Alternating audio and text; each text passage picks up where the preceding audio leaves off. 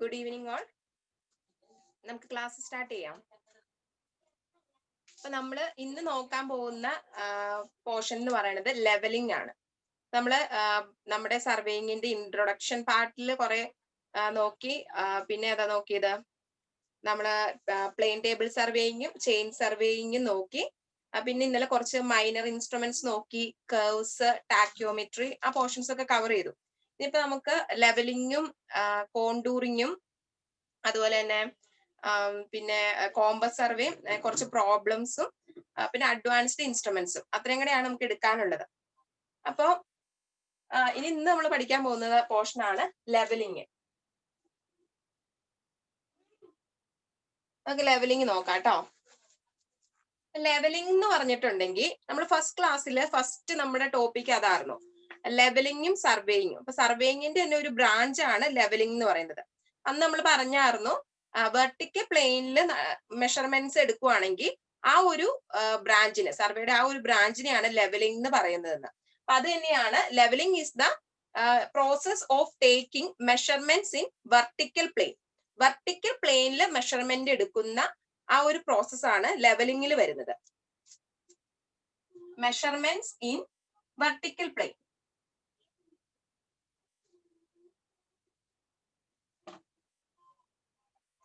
ആണ് ലെവലിംഗ് എന്ന് പറയുന്നത്. ഇനി ലെവലിംഗിന്റെ ഒബ്ജക്റ്റ് എന്താന്ന് ചോദിച്ചിട്ടുണ്ടെങ്കിൽ രണ്ട് ഒബ്ജക്റ്റ് ആണ് മെയിൻ ആയിട്ടുള്ളത്. ഈ പറയുന്നത് തന്നെയാണ്, മെഷർമെന്റ് എടുക്കുക, വെർട്ടിക്കൽ പ്ലെയിനിൽ മെഷർമെന്റ് എടുക്കുക, അത് തന്നെയാണ് ഒബ്ജക്റ്റ് ആയിട്ട് പറയുന്നത്. ഇപ്പൊ ഒബ്ജക്റ്റ് എന്ന് പറഞ്ഞിട്ടുണ്ടെങ്കിൽ നമുക്ക് ഒരു അസ്യൂംഡ് ഡേറ്റ് ഉണ്ട്. ഡേറ്റ് ഒക്കെ എന്താ നമ്മൾ ഇനി പറയും. അപ്പൊ നമ്മൾ ആ ഒരു റെഫറൻസ് പോയിന്റിനെ ബേസ് ചെയ്തിട്ട് നമുക്ക് എലിവേഷൻ എടുക്കേണ്ട പോയിന്റ്സിന്റെ ആ ഒരു വെർട്ടിക്കൽ ഡിസ്റ്റൻസ് ഡിറ്റർമൈൻ ചെയ്യുക. അതാണ് നമ്മുടെ ഫസ്റ്റ് ഒബ്ജക്റ്റീവ് എന്ന് പറയുന്നത്. To find out the elevation of given points with respect to a given assumed data. ഒരു അസ്യൂം ചെയ്ത ഒരു റെഫറൻസ് പ്ലെയിന്, അതിനാണ് നമ്മൾ ഡേറ്റ് എന്ന് പറയുന്നത്. അതിനെ ബേസ് ചെയ്തിട്ട് നമുക്ക് കുറച്ച് പോയിന്റ്സിന്റെ എലിവേഷൻ എടുക്കുക. അതാണ് മെയിൻ ആയിട്ടുള്ള ഒബ്ജക്റ്റീവ്. ഇനി രണ്ടാമത്തെ ഒബ്ജക്റ്റീവ് എന്ന് പറഞ്ഞിട്ടുണ്ടെങ്കിൽ നമുക്ക് എലിവേഷൻ അറിയായിരിക്കും. അപ്പൊ ആ എലിവേഷനിൽ നിന്ന് നമ്മൾ കുറച്ച് പോയിന്റ്സിനെ നമ്മുടെ ഫീൽഡിൽ എസ്റ്റാബ്ലിഷ് ചെയ്യും. ആദ്യം പറഞ്ഞതിന്റെ റിവേഴ്സ് പ്രോസസ് ആണ് രണ്ടാമത്തെ ഒബ്ജക്റ്റീവ് ആയിട്ട് പറയുന്നത്. To establish points at a given elevation or different elevation with respect to a assumed data. ആ ഡേറ്റത്തിന് റെസ്പെക്ട് ചെയ്താണ് രണ്ടും ചെയ്യുന്നത്. നമുക്കൊരു എലിവേഷൻ ഉണ്ടാവും, അതിന്റെ ആ എലിവേഷനിലുള്ള പോയിന്റ്സിനെ ഡിറ്റർമൈൻ ചെയ്യുന്നു. അതാണ് ഒബ്ജക്റ്റീവ്. അത്ര ഇമ്പോർട്ടന്റ് ഒന്നല്ല, നമുക്ക് അറിയാം ലെവലിംഗ് എന്താന്ന് അറിഞ്ഞിട്ടുണ്ടെങ്കിൽ അതിന്റെ ഒബ്ജക്റ്റീവ് എന്താന്ന് അറിയാൻ പാടില്ല. ഇനി അടുത്തതാണ് ഈ ലെവലിംഗിൽ കുറച്ച് ടേംസ് ഉണ്ട്. അപ്പൊ അത് നമുക്ക് നോക്കാം. ടേംസ് ആണ്. അതിൽ first term level surface.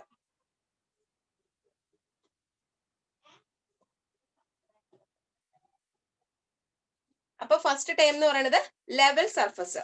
Level surface എന്ന് പറഞ്ഞിട്ടുണ്ടെങ്കിൽ ഇതാണ് നമ്മുടെ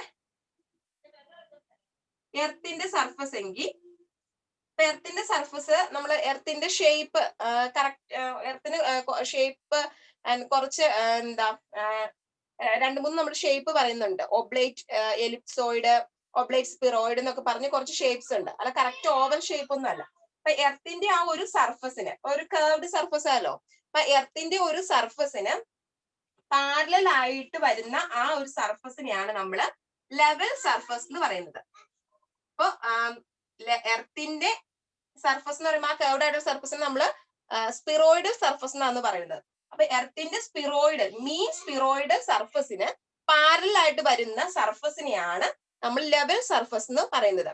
അതൊരു ക്വസ്റ്റ്യൻ ആയിട്ട് ചോദിച്ചിട്ടുണ്ട്. ക്വസ്റ്റ്യൻ ഇങ്ങനെയായിരുന്നു, any surface parallel to mean spheroid surface of earth is called. അപ്പൊ എർത്തിന്റെ ആ മീൻ സ്പിറോയിഡ് സർഫസിന് പാരലൽ ആയിട്ട് വരുന്ന സർഫസിനെയാണ് ലെവൽ സർഫസ് എന്ന് പറയുന്നത്. അപ്പൊ അതിന്റെ ഒരു എക്സാമ്പിൾ ആയിട്ട് പറയുന്നത് സ്റ്റിൽ ആയിട്ടുള്ള ഒരു വാട്ടർ ബോഡി. അപ്പൊ സ്റ്റിൽ ആയിട്ടുള്ള ലേക്കോ പോണ്ടോ അതൊക്കെ എന്തിന് എക്സാമ്പിൾ ആണെന്ന് ചോദിക്കാറുണ്ട്. അപ്പൊ അങ്ങനെ സ്റ്റില്ലായിട്ട് നിൽക്കുമ്പോൾ അവിടെ റണ്ണിങ് ഒന്നുമില്ല, റണ്ണിങ് വാട്ടർ ഒന്നും അല്ല, സ്റ്റില്ലായിട്ട് അവിടെ നിൽക്കുവാണ്, കെട്ടിക്കിടക്കുവാണ്. അപ്പൊ അങ്ങനെ സ്റ്റില്ലായിട്ട് നിൽക്കുന്ന ആ വാട്ടറിന്റെ സർഫസ് എന്ന് പറയുന്നത് എക്സാമ്പിൾ ഓഫ് ലെവൽ സർഫസ് ആണ്. ഇമ്പോർട്ടന്റ് ആണ്, പലപ്പോഴും ചോദിച്ചിട്ടുണ്ട് കേട്ടോ. സ്റ്റിൽ പോണ്ട് അല്ലെങ്കിൽ സ്റ്റിൽ റിസർവോയറോ സ്റ്റിൽ ലേക്ക് ഒക്കെ എന്തിന് എക്സാമ്പിൾ ആണെന്ന് ചോദിച്ചാൽ ലെവൽ സർഫസിന്റെ എക്സാമ്പിൾ ആണ്. ഇനി ഒരു ക്വസ്റ്റ്യൻ ചോദിക്കാറുണ്ട്, നമ്മുടെ ഇപ്പൊ ഇതാണ് നമ്മുടെ ഒരു പോണ്ട്, സ്റ്റിൽ ആയിട്ടുള്ള പോണ്ട് എന്ന് വിചാരിക്കാം. അപ്പൊ അതിന്റെ ആ ഒരു ബൗണ്ടറി, ഈ ബൗണ്ടറി എന്തിന് എക്സാമ്പിൾ ആണെന്ന് ചോദിക്കാറുണ്ട്. അപ്പൊ ബൗണ്ടറി എന്ന് പറയുന്നത്, ബൗണ്ടറി എന്തിന് എക്സാമ്പിൾ ആണെന്ന് വെച്ചിട്ടുണ്ടെങ്കിൽ കോണ്ടൂറിന് എക്സാമ്പിൾ ആണ്. നമ്മൾ അടുത്തായിട്ട് ഇനി പഠിക്കുന്ന കോണ്ടൂറിങ് ആണ്. അപ്പൊ ഈ കോണ്ടൂറിന് എക്സാമ്പിൾ ആണ് ഈ സ്റ്റിൽ പോണ്ടിന്റെയോ അങ്ങനെ സ്റ്റിൽ ആയിട്ടുള്ള ഒരു വാട്ടർ ബോഡിയുടെ ബൗണ്ടറി എന്ന് പറയുന്നത്. ഓർത്തിരിക്കുക കേട്ടോ. First time level surface. Level surface എന്ന് വെച്ചിട്ടുണ്ടെങ്കിൽ എർത്തിന്റെ മീൻ സ്പിറോയിഡൽ സർഫസിന് പാരലായിട്ടുള്ള സർഫസ് ആണ്. പിന്നെ നമ്മൾ പറഞ്ഞു അതിന് എക്സാമ്പിൾ ആണ് സ്റ്റിൽ ആയിട്ടുള്ള വാട്ടർ ബോഡി. ഇനി സ്റ്റിൽ വാട്ടർ ബോഡി ബൗണ്ടറി എന്ന് പറയുന്നത് കോണ്ടൂറിന്റെ എക്സാമ്പിൾ ആണ്. അത് ആ 3 ക്വസ്റ്റ്യൻസ് ആണ്, ക്വസ്റ്റ്യൻസ് ആയിട്ട് പലപ്പോഴും ചോദിച്ചിട്ടുള്ളതാണ്. ഇനി അടുത്ത ടേം എന്ന് പറയുന്നത് ലെവൽ ലൈൻ. അതൊന്നും പറയാനില്ല, നമ്മുടെ ലെവൽ സർഫസിൽ ലൈ ചെയ്യുന്ന ഒരു ലൈനെയാണ് നമ്മൾ ലെവൽ ലൈൻ എന്ന് പറയുന്നത്. നമുക്ക് ആ ഒരു പേരിൽ നിന്ന് മനസ്സിലാവുമല്ലോ. ലെവൽ ലൈൻ എന്ന് വെച്ചിട്ടുണ്ടെങ്കിൽ ലെവൽ സർഫസിൽ ലൈ ചെയ്യുന്ന ഒരു ലൈൻ. അപ്പൊ ആ ലെവൽ ലൈനിന് പെർപെൻഡിക്കുലർ ആയിട്ട് ഒരു ലൈൻ ഉണ്ടെങ്കിൽ അതിന് നമ്മൾ പ്ലംബ് ലൈൻ എന്നാണ് പറയുന്നത്. ലെവൽ ലൈൻ എന്ന് വെച്ചിട്ടുണ്ടെങ്കിൽ ലെവൽ സർഫസിൽ ലൈ ചെയ്യുന്ന ഒരു ലൈനാണ് ലെവൽ ലൈൻ. ഇനി പ്ലംബ് ലൈൻ എന്ന് പറയുന്നത് ഇതൊന്നും അത്ര ഇമ്പോർട്ടന്റ് അല്ല കേട്ടോ. പ്ലംബ് ലൈൻ എന്ന് വെച്ചിട്ടുണ്ടെങ്കിൽ ഈ ലെവൽ ലൈന് പെർപെൻഡിക്കുലർ ആയിട്ട് വരുന്ന line, perpendicular two level line, അതാണ് പ്ലംബ് ലൈൻ. ജസ്റ്റ് അറിഞ്ഞിരിക്കാം. ഇനി അടുത്തതാണ് ഡേറ്റം.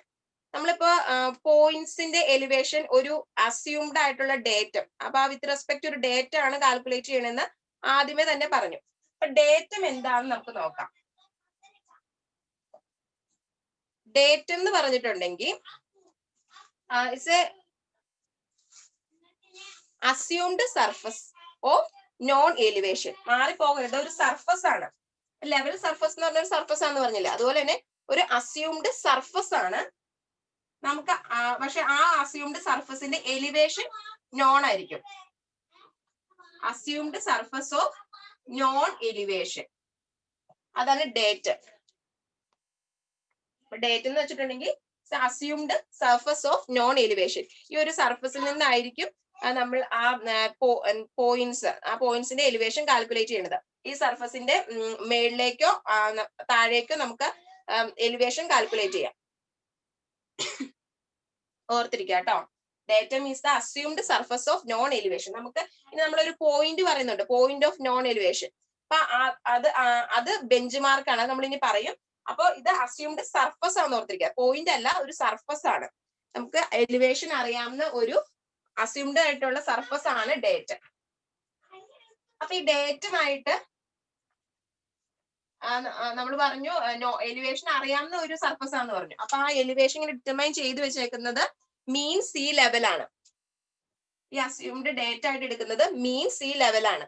അപ്പൊ മീൻ സീ ലെവൽ എന്ന് വെച്ചിട്ടുണ്ടെങ്കിൽ എന്താന്ന് വെച്ചാൽ നമ്മുടെ ഈ സീയിലെ ടൈഡിന്റെ ഡിഫറെന്റ് സ്റ്റേജിലുള്ള ഹൈറ്റ് കാൽക്കുലേറ്റ് ചെയ്യും. എന്നിട്ടാണ് ഈ മീൻ സീ ലെവല് ഡിറ്റർമൈൻ ചെയ്യേണ്ടത്. അത് നമുക്ക് അറിയേണ്ട കാര്യമില്ല കേട്ടോ.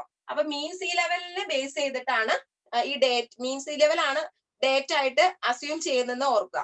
ഇനി ഈ മീൻ സീ ലെവല് ഇപ്പോഴത്തെ ഒരു റീസെന്റ് ആയിട്ട് ഇപ്പോഴത്തെ ഒരു കണ്ടീഷനിൽ, പ്രസന്റ് കണ്ടീഷനിൽ നമ്മുടെ മീൻ സീ ലെവൽ എന്ന് പറയുന്നത് മുംബൈയിലാണ്. ഇമ്പോർട്ടന്റ് ആണ്. മീൻ സീ ലെവൽ പ്രസന്റ് മീൻ സീ ലെവൽ എന്ന് പറയുന്നത് മുംബൈയിലാണ്. ഇനി ഇതിനു മുമ്പ്, ഈ മുംബൈ ആവുന്നതിന് മുമ്പ് ഉണ്ടായിരുന്നത് കറാച്ചിയിലാണ് മീൻ സീ ലെവൽ ഫിക്സ് ചെയ്തത്. അപ്പൊ ചില ക്വസ്റ്റ്യൻ പേപ്പറിൽ കറാച്ചിയിൽ നിന്നും കാണാറുണ്ട്. ഇപ്പോഴത്തെ ഒരു പ്രസന്റ് ഏതാന്ന് ചോദിച്ചിട്ടുണ്ടെങ്കിൽ മുംബൈ ആണ്. നിങ്ങൾ പഴയ ക്വസ്റ്റ്യൻ പേപ്പറിലും എല്ലാം കറാച്ചിയിൽ നിന്ന് കണ്ടിട്ടുണ്ടെങ്കിൽ അത് പഴയത് കറാച്ചി ആയതുകൊണ്ട് കൊടുത്തേക്കുന്ന കേട്ടോ. ഇപ്പോഴത്തത് മുംബൈയിലാണ്. ഇനി ഈ മീൻ സീ ലെവൽ നമ്മൾ ഡിറ്റർമൈൻ ചെയ്യുന്നത് ഓരോ 19 വർഷം കൂടുമ്പോഴാണ്. 19 ഇയേഴ്സ് ഇന്റർവെല്ലിലാണ് ഈ മീൻ സീ ലെവൽ ഡിറ്റർമൈൻ ചെയ്യുന്നത്. ഇപ്പൊ 2000 ഡിറ്റർമൈൻ ചെയ്തിട്ടുണ്ടെങ്കിൽ 2019 ആകുമ്പോൾ അത് വീണ്ടും ഒന്നോടെയും ആ ഒരു ടൈഡിന്റെ ലെവലൊക്കെ നോക്കിയിട്ട് മീൻ സീ ലെവല് ചെക്ക് ചെയ്യും. എന്നിട്ട് പ്ലേസ് മാറ്റാനൊക്കെ ഉള്ള ചാൻസ് ഉണ്ട്. ഇപ്പോ മീൻ സീ ലെവല് 19 ഇയേഴ്സ് എന്ന് പറഞ്ഞ ഒരു പീരിയോഡിക് ഇന്റർവെല്ലിലാണ് ഡിറ്റർമൈൻ ചെയ്യുന്നതെന്ന് ഓർത്തിരിക്കാം. അത് മുംബൈ ആണ് ആ ഇപ്പോഴത്തെ ഒരു മീൻ സീ ലെവൽ എന്നുള്ളത് ഇമ്പോർട്ടന്റ് ആണ്. ഇനി അടുത്ത ടൈം എന്ന് പറയുന്നത് ബെഞ്ച് മാർക്കാണ്. നമ്മള് എന്ന് ലെവലിംഗ് ആദ്യമായിട്ട് പഠിച്ചോ അന്ന് ആദ്യമായിട്ട് പഠിച്ച ഒരു പോയിന്റ് ആയിരിക്കും പോയിന്റ് ഓഫ് നോൺ എലിവേഷൻ എന്ന് പറയുന്നത് ബെഞ്ച് മാർക്കാണ്. പക്ഷെ പി എസ് സിയിൽ എപ്പോഴും റിപ്പീറ്റ് ചെയ്യുന്ന ചോദിക്കുന്ന ഒരു ക്വസ്റ്റ്യൻ ആണ് point of non elevation, bench mark. എപ്പോഴും റിപ്പീറ്റ് ആയിട്ട് ചോദിക്കാറുള്ളതാണ്, എല്ലാവർക്കും അറിയാവുന്ന ഒരു പോയിന്റുമാണ്. അപ്പൊ നമുക്ക് എലിവേഷൻ അറിയാവുന്ന ഒരു പോയിന്റ്, എലിവേഷൻ നോൺ ആയിട്ടുള്ള ആ ഒരു പോയിന്റിനെയാണ് നമ്മൾ ബെഞ്ച് മാർക്ക് എന്ന് പറയുന്നത്. ഇനി ഈ ബെഞ്ച് മാർക്ക് 4 ടൈപ്സ് ഉണ്ട്. 4 ടൈപ്പാണ് ബെഞ്ച് മാർക്ക് ഉള്ളത്. Great trigonometric survey bench mark, പിന്നെ പെർമനന്റ് ബെഞ്ച് മാർക്ക്, മൂന്നാമത്തത് ടെമ്പററി ബെഞ്ച് മാർക്ക്, നാലാമത്തത് ആർബിട്രറി ബെഞ്ച് മാർക്ക്. അങ്ങനെ 4 ബെഞ്ച് മാർക്കാണ് ഉള്ളത്. അപ്പൊ ബെഞ്ച് മാർക്ക് എന്ന് വെച്ചിട്ടുണ്ടെങ്കിൽ പോയിന്റ് ഓഫ് നോൺ എലിവേഷൻ ആണ്. 4 ടൈപ്സ് ഉണ്ട്. ഫസ്റ്റ് ടൈപ്പ് എന്ന് പറയുന്നത് ഏതാണ്? Great trigonometric survey bench mark. Survey bench mark, ഈ ഒരു ബെഞ്ച് മാർക്ക് ഫിക്സ് ചെയ്യണത് നമ്മുടെ സർവേ ഓഫ് ഇന്ത്യ ഡിപ്പാർട്ട്മെന്റ് ആണ്. നമ്മൾ ഫസ്റ്റ് ക്ലാസ്സിൽ പറഞ്ഞ സർവേ ഓഫ് ഇന്ത്യ ഡിപ്പാർട്ട്മെന്റ് എന്ന് പറഞ്ഞ ഒരു ഡിപ്പാർട്ട്മെന്റ് എന്ന് പറഞ്ഞില്ലേ, അപ്പൊ അവരാണ് ഈ great trigonometric survey bench mark fix ചെയ്യുന്നത്. ആരാ ഫിക്സ് ചെയ്യണമെന്ന് ചോദിക്കാറുണ്ട് കേട്ടോ. അപ്പൊ സർവേ ഓഫ് ഇന്ത്യ ഡിപ്പാർട്ട്മെന്റ് ഇത് ഫിക്സ് ചെയ്യണത്, അവര് ഈ ബെഞ്ച് മാർക്ക് ഫിക്സ് ചെയ്യണത് ഒരു 100 കിലോമീറ്റർ ഇന്റർവെല്ലാണ് ഫിക്സ് ചെയ്യുന്നത്. ആ 2 പോയിന്റ്സ് ഓർത്തിരിക്കാം. അപ്പൊ ഗ്രേറ്റ് ട്രിഗ്നോമെട്രിക് സർവേ ബെഞ്ച് മാർക്കാണ് ഫസ്റ്റ് ബെഞ്ച് മാർക്ക്. അത് സർവേ ഓഫ് ഇന്ത്യ ഡിപ്പാർട്ട്മെന്റ് ആണ് ഫിക്സ് ചെയ്യുന്നത്. അതുപോലെ 100 കിലോമീറ്റർ ഇന്റർവെല്ലാണ് ഈ ബെഞ്ച് മാർക്ക് ഫിക്സ് ചെയ്യുന്നത്. ഇനി രണ്ടാമത്തെ പോയിന്റ്, അതുകൊണ്ട് തന്നെ survey of India department fix ചെയ്യുമ്പോൾ തന്നെ നമുക്ക് അറിയാം ആക്യുറേറ്റ് ആയിട്ടുള്ളത് ഈ 4 ബെഞ്ച് മാർക്കിൽ ഈ great trigonometric survey bench mark ആയിരിക്കും കേട്ടോ. ഇനി രണ്ടാമത്തെ ബെഞ്ച് മാർക്ക് എന്ന് പറയുന്നത് permanent bench mark.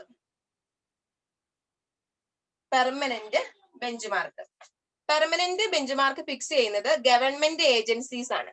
Government agencies എന്ന് പറയുമ്പോൾ PWD ഒക്കെ ഇല്ലേ, അവരൊക്കെയാണ് ഈ ഒരു ബെഞ്ച് മാർക്ക് ഫിക്സ് ചെയ്യുന്നത്.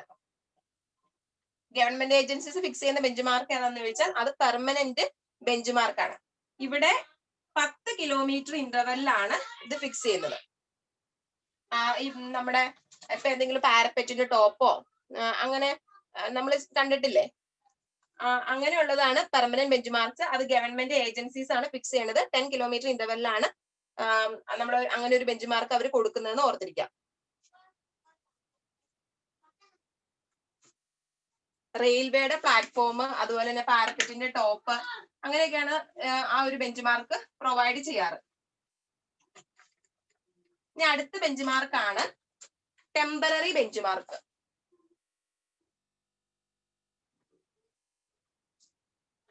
ടെമ്പററി ബെഞ്ച് മാർക്ക് എന്ന് പറഞ്ഞിട്ടുണ്ടെങ്കിൽ ഒരു ഡേയിലെ വർക്കിന്റെ എൻഡിൽ നമ്മൾ പ്രൊവൈഡ് ചെയ്യുന്നതാണ് ടെമ്പററി ബെഞ്ച് മാർക്ക് എന്ന് പറയുന്നത്. ഒരു ഡേയിലെ വർക്കിന്റെ എൻഡ് എന്ന് പറയുമ്പോൾ ഇപ്പൊ നമ്മള് ഒരുപാട് നമുക്ക് ലെങ്തില് ഈ ലെവലിംഗ് ചെയ്തു പോകാനുണ്ട്. ഇപ്പൊ നമുക്കറിയാം ഒറ്റ ദിവസം കൊണ്ടൊന്നും ആ ഒരു പ്രോജക്റ്റ് തീരത്തില്ല. അപ്പൊ നമ്മൾ ഒരു ദിവസം വർക്ക് എൻഡ് ചെയ്യുമ്പോൾ ഇപ്പൊ എന്തെങ്കിലും ഇപ്പൊ ഏതെങ്കിലും ഒരു വീടിന്റെ ഒരു പോർഷനിൽ വെച്ചാണ് എൻഡ് ചെയ്തെങ്കിൽ ആ വീടിന്റെ മതിലോ ഗേറ്റോ അങ്ങനെ ഫിക്സ്ഡ് ആയിട്ട് അവിടെയുള്ള എന്തെങ്കിലും സംഭവം, ഇലക്ട്രിക് പോസ്റ്റോ ടെലിഫോൺ പോസ്റ്റോ അങ്ങനെയൊക്കെ ഉള്ള ഫിക്സ്ഡ് ആയിട്ട് അവിടെ പെർമനന്റ് ആയിട്ട് അവിടെ ഇരിക്കുന്ന എന്തെങ്കിലും ഒരു ഒബ്ജക്റ്റിൽ നമ്മൾ അവിടെയാണ് നമ്മുടെ വർക്ക് എൻഡ് ചെയ്തത്. ഇനി അടുത്ത ദിവസം അവിടെ തൊട്ടാണ് വർക്ക് സ്റ്റാർട്ട് ചെയ്യേണ്ടതെന്ന് അറിയാൻ വേണ്ടി നമ്മൾ അവിടെ മാർക്ക് ചെയ്ത് വെക്കും. അവിടെ ബെഞ്ച് മാർക്ക് ഫിക്സ് ചെയ്ത് മാർക്ക് ചെയ്ത് വെക്കും. അതിനെയാണ് നമ്മൾ ടെമ്പററി ബെഞ്ച് മാർക്ക് എന്ന് പറയുന്നത്. അപ്പൊ അതെന്ന് വെച്ചിട്ടുണ്ടെങ്കിൽ എൻഡ് ഓഫ് ഡേയ്സ് വർക്ക്, ഒരു ഡേയുടെ വർക്ക് നിർത്തുന്നിടത്ത് നമ്മൾ കൊടുക്കുന്ന ബെഞ്ച് മാർക്ക് ആണ് ടെമ്പററി ബെഞ്ച് മാർക്ക് എന്ന് പറയുന്നത്. ഇനി ഫോർത്ത് വൺ എന്ന് പറയുന്നത് ആർബിട്രറി ബെഞ്ച് മാർക്ക്. അത്ര ഇമ്പോർട്ടന്റ് അല്ല. ആർബിട്രറി ബെഞ്ച് മാർക്ക് എന്ന് പറഞ്ഞാൽ ഒന്നുമില്ല, നമ്മൾ അസ്യൂം ചെയ്യുന്ന, നമ്മൾ എന്തെങ്കിലും നമ്മൾ വർക്ക് ചെയ്യുമ്പോൾ ചുമ്മാ ഇവിടെയാണ് ബെഞ്ച് മാർക്ക് എന്ന് അസ്യൂം ചെയ്യും. അസ്യൂംഡ് ആയിട്ടുള്ള ബെഞ്ച് മാർക്കിനെയാണ് നമ്മൾ ആർബിട്രറി ബെഞ്ച് മാർക്ക് എന്ന് പറയുന്നത്. അത് അത്ര ഇമ്പോർട്ടന്റ് ഇല്ല, ആദ്യത്തെ മൂന്നെണ്ണാണ് ഇമ്പോർട്ടന്റ് കേട്ടോ. അപ്പൊ ബെഞ്ച് മാർക്ക് എന്ന് വെച്ചിട്ടുണ്ടെങ്കിൽ പോയിന്റ് ഓഫ് നോൺ എലിവേഷൻ 4 ഉണ്ട്. First grade trigonometric survey bench mark. ആ ഒരു ബെഞ്ച് മാർക്ക് നമ്മൾ പ്രൊവൈഡ് ചെയ്യുന്നത് സർവേ ഓഫ് ഇന്ത്യ ഡിപ്പാർട്ട്മെന്റ് ആണ് അത് പ്രൊവൈഡ് ചെയ്യുന്നത്. 100 കിലോമീറ്റർ ഇന്റർവെല്ലിൽ അത് കൊടുക്കുന്നു. ഏറ്റവും അക്യുറേറ്റ് ആയിട്ടുള്ളത് ആ ബെഞ്ച് മാർക്കാണ്. Permanent bench mark government agencies like PWD ആണ് കൊടുക്കുന്നത്, പ്രൊവൈഡ് ചെയ്യുന്നത്. 10 കിലോമീറ്റർ ഇന്റർവെല്ലാണ് അത് പ്രൊവൈഡ് ചെയ്യുന്നത്. ഇനി ടെമ്പററി ബെഞ്ച് മാർക്ക് എന്ന് വെച്ചിട്ടുണ്ടെങ്കിൽ ഒരു ഡേ വർക്ക് എൻഡ് ചെയ്യുമ്പോൾ നമ്മൾ പ്രൊവൈഡ് ചെയ്യുന്നതാണ്. നാലാമത്തെയാണ് arbitrary bench mark, that is assumed bench mark. ഇനി നമുക്ക് ലെവലിങ്ങിന്റെ ടൈപ്പ് നോക്കാം. ഇത്ര നമ്മൾ ഇൻട്രൊഡക്ഷൻ പോലെ പറഞ്ഞതാട്ടോ, അതിന്റെ ടേംസും ജസ്റ്റ് ലെവലിംഗ് എന്താന്നൊക്കെ. ഇനി നമുക്ക് നോക്കാനുള്ളത് ടൈപ്സ് ഓഫ് ലെവലിംഗ്. ലെവലിംഗ് 2 രീതിയിലാണുള്ളത്. ഡയറക്റ്റ് ലെവലിംഗ് ഉണ്ട്, ഇൻഡയറക്റ്റ് ലെവലിംഗ് ഉണ്ട്. ഇപ്പൊ ഡയറക്റ്റ് ലെവലിംഗ് എന്ന് വെച്ചിട്ടുണ്ടെങ്കിൽ നമ്മൾ ഡയറക്റ്റ് ആയിട്ട് നമുക്ക് അവിടെ ലെവലിംഗ് ക്യാരി ഔട്ട് ചെയ്യാൻ പറ്റും. വെച്ചാൽ വെർട്ടിക്കൽ ആയിട്ടുള്ള ഡിസ്റ്റൻസ് നമുക്ക് ഡയറക്റ്റ് ആയിട്ട് മെഷർ ചെയ്തെടുക്കാൻ പറ്റും. അങ്ങനെ നമ്മൾ ക്യാരി ഔട്ട് ചെയ്യുന്നതാണ് ഡയറക്റ്റ് ലെവലിംഗ് എന്ന് പറയുന്നത്. ഇനി ഇൻഡയറക്റ്റ് ലെവലിംഗ് എന്ന് പറഞ്ഞിട്ടുണ്ടെങ്കിൽ നമുക്ക് ഡയറക്റ്റ് ആയിട്ട് വെർട്ടിക്കൽ ഡിസ്റ്റൻസ് കിട്ടത്തില്ല. നമുക്ക് വേറെ എന്തെങ്കിലുമൊക്കെ ആയിരിക്കും കിട്ടുന്നത്, അല്ലെങ്കിൽ വേറെ എന്തെങ്കിലും ഒരു ഫീച്ചറിന്റെ ബേസ് ആയിരിക്കും നമ്മൾ അവിടെ ലെവലിംഗ് ക്യാരി ഔട്ട് ചെയ്യുന്നത്. ഡയറക്റ്റ് ആയിട്ട് വെർട്ടിക്കൽ ഡിസ്റ്റൻസ് നമുക്ക് മെഷർ ചെയ്യാൻ പറ്റത്തില്ല. അങ്ങനെയുള്ളതിനെയാണ് നമ്മൾ ഇൻഡയറക്റ്റ് ലെവലിംഗ് എന്ന് പറയുന്നത്. അപ്പൊ ഡയറക്റ്റ് ലെവലിംഗ് നമുക്ക് നോക്കാം. അതിനു മുമ്പ് ഇൻഡയറക്റ്റ് ലെവലിംഗ് മൂന്നെണ്ണാണ് മെയിൻ ആയിട്ട് വരുന്നത്. ഫസ്റ്റ് വൺ എന്ന് പറയുന്നത് trigonometric levelling. Trigonometric levelling. Second one barometric levelling. Third one hypsometric levelling. Hypsometric levelling. ഇതിൽ ബാരോമെട്രിക്കും ഹിപ്സോമെട്രിക്കും ചോദിച്ചിട്ടുണ്ട് കേട്ടോ. അപ്പൊ 2 ടൈപ്പ് ഉണ്ട്, ഡയറക്റ്റ് ലെവലിംഗും ഇൻഡയറക്റ്റ് ലെവലിംഗും. ഇൻഡയറക്റ്റില് 3 എണ്ണം ഉണ്ട്.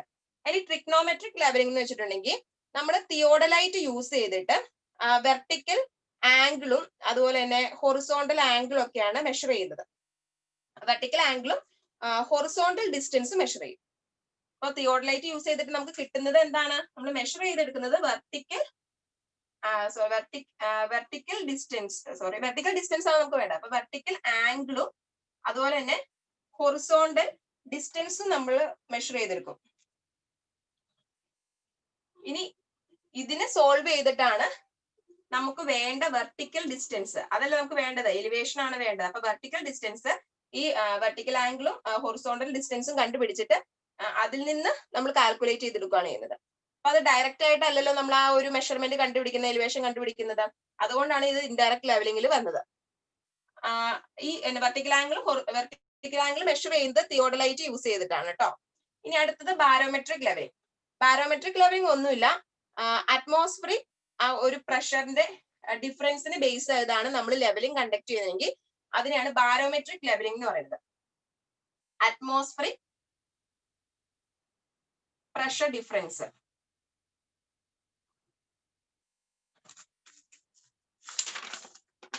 അതിനാണ് നമ്മൾ ബാരോമെട്രിക് ലെവലിംഗ് എന്ന് പറയുന്നത്.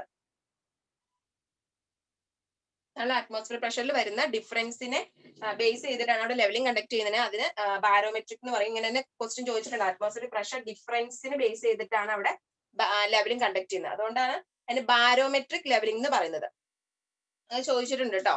അപ്പൊ ഇത് ആക്ച്വലി എന്താണെന്ന് വെച്ചിട്ടുണ്ടെങ്കിൽ രണ്ട് പോയിന്റ്സിന്റെ എലിവേഷന്റെ ഡിഫറൻസ് എന്ന് പറയുന്നത് നമ്മുടെ ആ 2 പോയിന്റിലുള്ള അറ്റ്മോസ്ഫിയർ പ്രഷറിന്റെ ഡിഫറൻസിന് ഡയറക്ട്ലി പ്രൊപ്പോർഷണൽ ആയിരിക്കും. ആ ഒരു പ്രിൻസിപ്പിൾ വെച്ചിട്ടാണ് ഇവിടെ ആക്ച്വലി നമ്മൾ ആ ലെവലിംഗ് കണ്ടക്ട് ചെയ്യുന്നത്. അത് നിങ്ങൾക്ക് പഠിക്കണ്ട കേട്ടോ. ജസ്റ്റ് അറ്റ്മോസ്ഫിയർ പ്രഷറിന്റെ ഡിഫറൻസിനെ ബേസ് ചെയ്ത് നമ്മൾ കണ്ടക്ട് ചെയ്യുന്ന ലെവലിംഗ് ആണ് ബാരോമെട്രിക് എന്ന് അറിഞ്ഞിരിക്കാം. ഇനി ഹിപ്സോമെട്രിക് ലെവലിംഗ് എന്ന് വെച്ചിട്ടുണ്ടെങ്കിൽ വാട്ടറിന്റെ ബോയിലിംഗ് പോയിന്റിനെ ബേസ് ചെയ്തിട്ടാണ് ലെവലിംഗ് കണ്ടക്ട് ചെയ്യുന്നത്. Based on boiling point of water. ഇങ്ങനെയാണ് ക്വസ്റ്റ്യൻ ചോദിക്കുള്ളൂ. സാധാരണ മൗണ്ടെയിന്റെ കേസിലൊക്കെയാണ് ഹിപ്സോമെട്രി എന്ന് പറയുന്നത്. നമ്മളൊരു മൗണ്ടെയിനസ് റീജിയനിൽ അവിടുത്തെ വാട്ടർ ഏതൊരു വാട്ടറിന്റെ ബോയിലിംഗ് പോയിന്റ് കണ്ടുപിടിച്ചിട്ട് മൗണ്ടേനിയസ് റീജിയന്റെ എലിവേഷൻ കണ്ടുപിടിക്കുന്നു. അതിനെയാണ് നമ്മൾ ഹിപ്സോമെട്രിക് എന്ന് പറയുന്നത്. അപ്പൊ ബോയിലിംഗ് പോയിന്റ് ഓഫ് വാട്ടറിനെ ബേസ് ചെയ്തിട്ട് ലെവലിംഗ് കണ്ടക്ട് ചെയ്യുന്ന ഏതാണെന്ന് ചോദിക്കാറ്, അത് ഹിപ്സോമെട്രിക് ലെവലിംഗ്. ഇത് മൂന്നും ഇൻഡയറക്റ്റ് ലെവലിംഗിലാണ് വരുന്നത്. ഇനി നമുക്ക് ഡയറക്റ്റ് ലെവലിംഗിൽ ഏതൊക്കെയാ വരുന്നതെന്ന് നോക്കാം. ട്രിഗ്നോമെട്രിക് അങ്ങനെ ചോദിച്ചു കണ്ടിട്ടില്ല. ബാരോമെട്രിക്കും ഹിപ്സോമെട്രിക് ലെവലിംഗും ആണ് ഇമ്പോർട്ടന്റ്. ബാരോമെട്രിക് അറ്റ്മോസ്ഫിയറിക് പ്രഷറിന്റെ ഡിഫറൻസിനെ ബേസ് ചെയ്തിട്ടാണ് ലെവലിംഗ് ചെയ്യുന്നത്.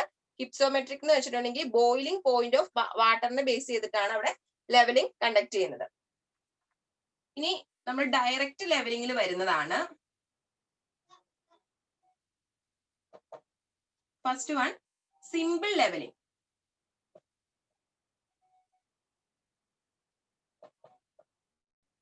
സിമ്പിൾ ലെവലിംഗ് എന്ന് വെച്ചിട്ടുണ്ടെങ്കിൽ ഒരു സിംഗിൾ സെറ്റപ്പ് ഓഫ്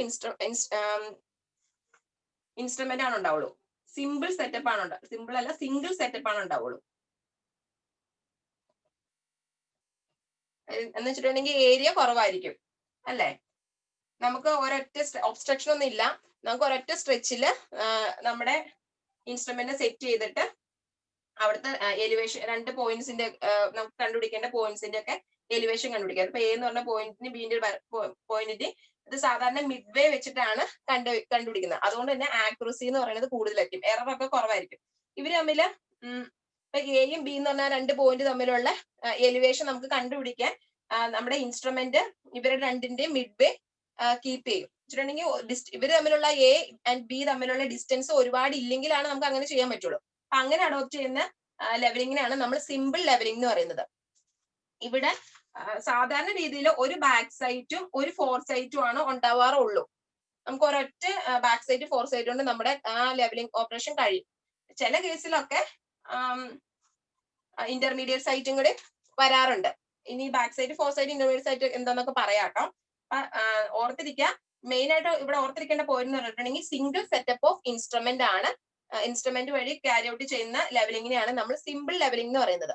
ഒരുപാട് ഏരിയ ഇല്ല, അവർ ഒബ്സ്ട്രക്ഷൻസ് ഒന്നുമില്ല. ജസ്റ്റ് രണ്ട് പോയിന്റ്സ് നമുക്ക് കണ്ടുപിടിക്കുന്ന രണ്ട് പോയിന്റ്സിന്റെ നടുക്ക് വെച്ചിട്ടുണ്ടെങ്കിൽ മിഡ് വേ ആയിട്ടാണ് കീപ്പ് ചെയ്യുന്നത്. മിഡ് വേ ആയിട്ട് വെച്ചിട്ടുണ്ടെങ്കിൽ നമുക്ക് ഈ രണ്ട് പോയിന്റ്സിന്റെ എലിവേഷൻ കണ്ടുപിടിക്കാൻ പറ്റും. അവർ തമ്മിലുള്ള എലിവേഷൻ ഡിഫറൻസ് ഒക്കെ കണ്ടുപിടിക്കാൻ പറ്റും.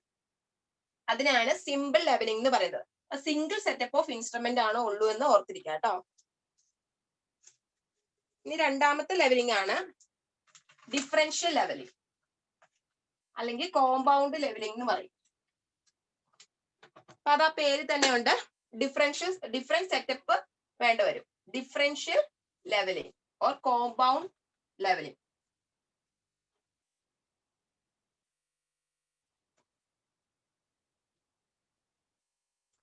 Differential or compound levelling. ആ ഒരു കേസിൽ എങ്ങനെയാന്ന് വെച്ചിട്ടുണ്ടെങ്കിൽ നമുക്ക് പോയിന്റ്സ് നമ്മുടെ ആ സർഫസ് എന്ന് വെച്ചിട്ടുണ്ടെങ്കിൽ ഒരു അണ്ടിലേറ്റിംഗ് ആയിട്ടുള്ള സർഫസ് ആണെങ്കിൽ, അല്ലെങ്കിൽ എലിവേഷൻ രണ്ട് പോയിന്റ് തമ്മിലുള്ള എലിവേഷൻ ഒരുപാട് ഡിഫറൻസ് ഉണ്ട്. അപ്പൊ ഇങ്ങനെയൊക്കെ വരുന്ന കേസ് നമ്മുടെ ഏരിയ ഇങ്ങനെയാണ് കിടക്കുന്നത്. അപ്പൊ നമുക്ക് നമ്മുടെ ഇൻസ്ട്രുമെന്റിനെ മാറ്റി ഷിഫ്റ്റ് ചെയ്യേണ്ടി വരും. നമുക്ക് ഒരു പോയിന്റിൽ വെക്കുമ്പോൾ ഈ രണ്ട് പോയിന്റിന്റെ ആണ് എടുക്കാൻ പറ്റുള്ളൂ. പിന്നെ അടുത്ത പോയിന്റിന് നമുക്ക് ഇവിടുന്ന് സൈറ്റ് ചെയ്തിട്ടുണ്ടെങ്കിൽ കിട്ടില്ല. അപ്പൊ വീണ്ടും അവിടെ നിന്ന് ഇൻസ്ട്രുമെന്റ് ഷിഫ്റ്റ് ചെയ്ത് അടുത്ത പോയിന്റിന് നടുക്കൊണ്ടേ വെക്കണം. അങ്ങനെ എടുക്കുന്നതാണ് ഡിഫറൻഷ്യൽ അല്ലെങ്കിൽ കോമ്പൗണ്ട് ലെവലിംഗ് എന്ന് പറയുന്നത്. ഈ ഒരു കേസിൽ നമ്മൾ ആ ഒരു സിംഗിൾ സെറ്റപ്പില് ആദ്യം നമ്മൾ സെറ്റ് ചെയ്യുന്നതിൽ ഓരോ ഇങ്ങനെ ഇൻസ്ട്രുമെന്റ് മാറ്റി കൊണ്ട് പോവാം. ഓരോ സെറ്റപ്പിലും ഒരു ബാക്ക് സൈറ്റും ഒരു ഫോർ സൈറ്റും ആണ് ഉണ്ടാവുള്ളൂ. നമ്മുടെ ഇന്റർമീഡിയറ്റ് സൈറ്റ് ഉണ്ടാവാറില്ല, നോ ഇന്റർമീഡിയറ്റ് സൈറ്റ്. ഇപ്പൊ കോമ്പൗണ്ട് ലെവലിംഗ് എന്ന് വെച്ചാൽ എന്താണ്, നമ്മുടെ പോയിന്റ്സ് ഒരുപാട് അകലെയാണ്, അല്ലെങ്കിൽ നമുക്ക് എന്തെങ്കിലും ഒബ്സ്ട്രക്ഷൻസ് ഉണ്ട്. അങ്ങനെയൊക്കെ വരുമ്പോഴാണ് ഡിഫറൻഷ്യൽ ലെവലിംഗ് നമ്മൾ അഡോപ്റ്റ് ചെയ്യുന്നത്. Adopted when points R at greater distance. അങ്ങനെ ക്വസ്റ്റ്യൻ ചോദിച്ചിട്ടുണ്ട് കേട്ടോ. പോയിന്റ്സ് ഒരുപാട് ഡിസ്റ്റൻസ് എപ്പാർട്ടാണ്, അല്ലെങ്കിൽ difference of elevation between points R large. ഈ രണ്ട് പോയിന്റ്സ് അടുത്തടുത്താണ്, പക്ഷെ ഇവർ തമ്മിലുള്ള ആ എലിവേഷന്റെ ഡിഫറൻസ് എന്ന് പറയുന്നത് കൂടുതലാണ്. എലിവേഷന്റെ ഡിഫറൻസ് കൂടുതലാകുമ്പോഴത്തേക്കും നമുക്ക് അടുത്ത പോയിന്റ് ഇവിടെ നിന്ന് നോക്കിയാൽ വ്യൂ ചെയ്യാൻ പറ്റില്ല. ഇവിടുന്ന് ഇത് രണ്ടും കിട്ടുള്ളൂ. ഈ ഒരു പോയിന്റിലേക്കുള്ള എലിവേഷൻ നമുക്ക് എടുക്കാൻ പറ്റില്ല. അപ്പൊ അങ്ങനെ ഇൻസ്ട്രുമെന്റ് ഷിഫ്റ്റ് ചെയ്യേണ്ടി വരും. അതുപോലെ തന്നെ പോയിന്റ്സ് തമ്മിലുള്ള ഒബ്സ്ട്രക്ഷൻസും കൂടുതൽ ആണെങ്കിൽ നമ്മൾ ഈ ഒരു ഡിഫറൻഷ്യൽ മെത്തേഡ് ആണ് യൂസ് ചെയ്യുന്നത്. അത്ര ഓർത്തിരിക്കുക കേട്ടോ. മൾട്ടിപ്പിൾ സെറ്റപ്പ് ഓഫ് ഇൻസ്ട്രുമെന്റ് ആണ് ഈ ഒരു കേസിൽ നമുക്ക് അഡോപ്റ്റ് ചെയ്യേണ്ടി വരുന്നത്. അപ്പൊ ക്വസ്റ്റ്യൻ ഇങ്ങനെ ചോദിക്കാം, ഒന്നെങ്കിൽ multiple setup of instrument is adopted in case of which levelling, അല്ലെങ്കിൽ നമുക്ക് എന്താ പറഞ്ഞത് points are a greater distance ആണെങ്കിൽ നമ്മൾ യൂസ് ചെയ്യുന്ന ലെവലിംഗിന്റെ മെത്തേഡ് ഡിഫറൻഷ്യൽ അല്ലെങ്കിൽ കോമ്പൗണ്ട് ലെവലിംഗ് ആണ്. ഓർത്തിരിക്കുക കേട്ടോ. ഇനി ഈ ഡിഫറൻഷ്യൽ ലെവലിംഗിൽ തന്നെ വരുന്ന ഒരു ടൈപ്പ് ലെവലിംഗ് ആണ് ഫ്ലൈ ലെവലിംഗ് എന്ന് പറയുന്നത്. അപ്പൊ ഫ്ലൈ ലെവലിംഗ് നിങ്ങൾ കേട്ടിട്ടുണ്ടെങ്കിൽ ഡിഫറൻഷ്യൽ ലെവലിംഗിൽ വരുന്ന ഒരു ലെവലിംഗ് ആണ്. അപ്പൊ ഫ്ലൈ ലെവലിംഗ് കണ്ടക്ട് ചെയ്യുന്നത് ബെഞ്ച് മാർക്ക് എന്ന് പറഞ്ഞിട്ടുണ്ടെങ്കിൽ ഒരുപാട് ദൂരെ ആവുമ്പോ ബെഞ്ച് മാർക്ക് നമ്മള് ഇപ്പൊ നമ്മുടെ കോമ്പൗണ്ട് ലെവലിന്റെ കേസ് എടുക്കുവാണെങ്കിൽ നമ്മൾ പറഞ്ഞല്ലോ, ഇവിടെ നമ്മുടെ ബെഞ്ച് മാർക്ക് ഫിക്സ് ചെയ്തെടുക്കുന്ന പോയിന്റിൽ നിന്ന് നമ്മൾ തുടങ്ങി പോണത്. അപ്പൊ ഇവിടെ കുറെ ഉണ്ട്, നമ്മുടെ ആ ഒരു അൺഈവൻ ആയിട്ട് കിടക്കോട്ടെ ടെറൈനൊക്കെ. അപ്പം ആ ഒരു കേസിൽ നമുക്ക് ഇൻസ്ട്രുമെന്റ് ഷിഫ്റ്റ് ചെയ്തിട്ട് പോകേണ്ടി വരും. അപ്പൊ ഈ ഫ്ലൈ ലെവലിംഗിൽ നമ്മൾ ഓർത്തിരിക്കേണ്ട പോയിന്റ്, ബെഞ്ച് മാർക്ക് എന്ന് പറയുന്നത് നമ്മൾ വർക്ക് ഒരുപാട് ദൂരെയാണെങ്കിൽ ആ ലെവലിംഗിനെയാണ് ഫ്ലൈ ലെവലിംഗ് എന്ന് പറയുന്നത്. അത് ശരിക്കും കോമ്പൗണ്ട് ലെവൽ അല്ലെങ്കിൽ ഡിഫറൻഷ്യൽ ലെവലിംഗ് തന്നെയാണ് ഫ്ലൈ ലെവലിംഗ് എന്ന് പറയുന്നത്. ഫ്ലൈ ലെവലിംഗ് കണ്ടക്ട് ചെയ്യുന്നത് bench mark is far away from work station.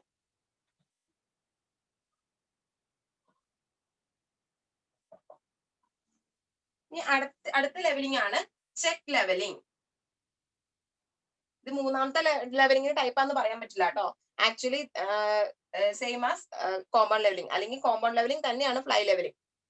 Check levelling എന്ന് വെച്ചിട്ടുണ്ടെങ്കിൽ നമ്മൾ ചെയ്ത ലെവലിംഗിന്റെ ആക്യുറസി ചെക്ക് ചെയ്യാൻ വേണ്ടി യൂസ് ചെയ്യുന്നതാണ്. ആക്യുറസി ഓഫ് വർക്കിനെ ചെക്ക് ചെയ്യാൻ വേണ്ടി നമ്മൾ യൂസ് ചെയ്യുന്നതാണ് ചെക്ക് ലെവലിംഗ്. അത് ഡീറ്റെയിൽഡ് ആയിട്ട് പോകണ്ട. ചെക്ക് ലെവലിംഗ് എന്താണെന്ന് വെച്ചാൽ വർക്കിന്റെ ആക്യുറസി ഡിറ്റർമൈൻ ചെയ്യാൻ വേണ്ടി യൂസ് ചെയ്യുന്നത്, അല്ലെങ്കിൽ ആക്യുറസി ചെക്ക് ചെയ്യാൻ വേണ്ടി യൂസ് ചെയ്യുന്നതാണ് ചെക്ക് ലെവലിംഗ്. അടുത്ത ലെവലിംഗ് ആണ് profile or longitudinal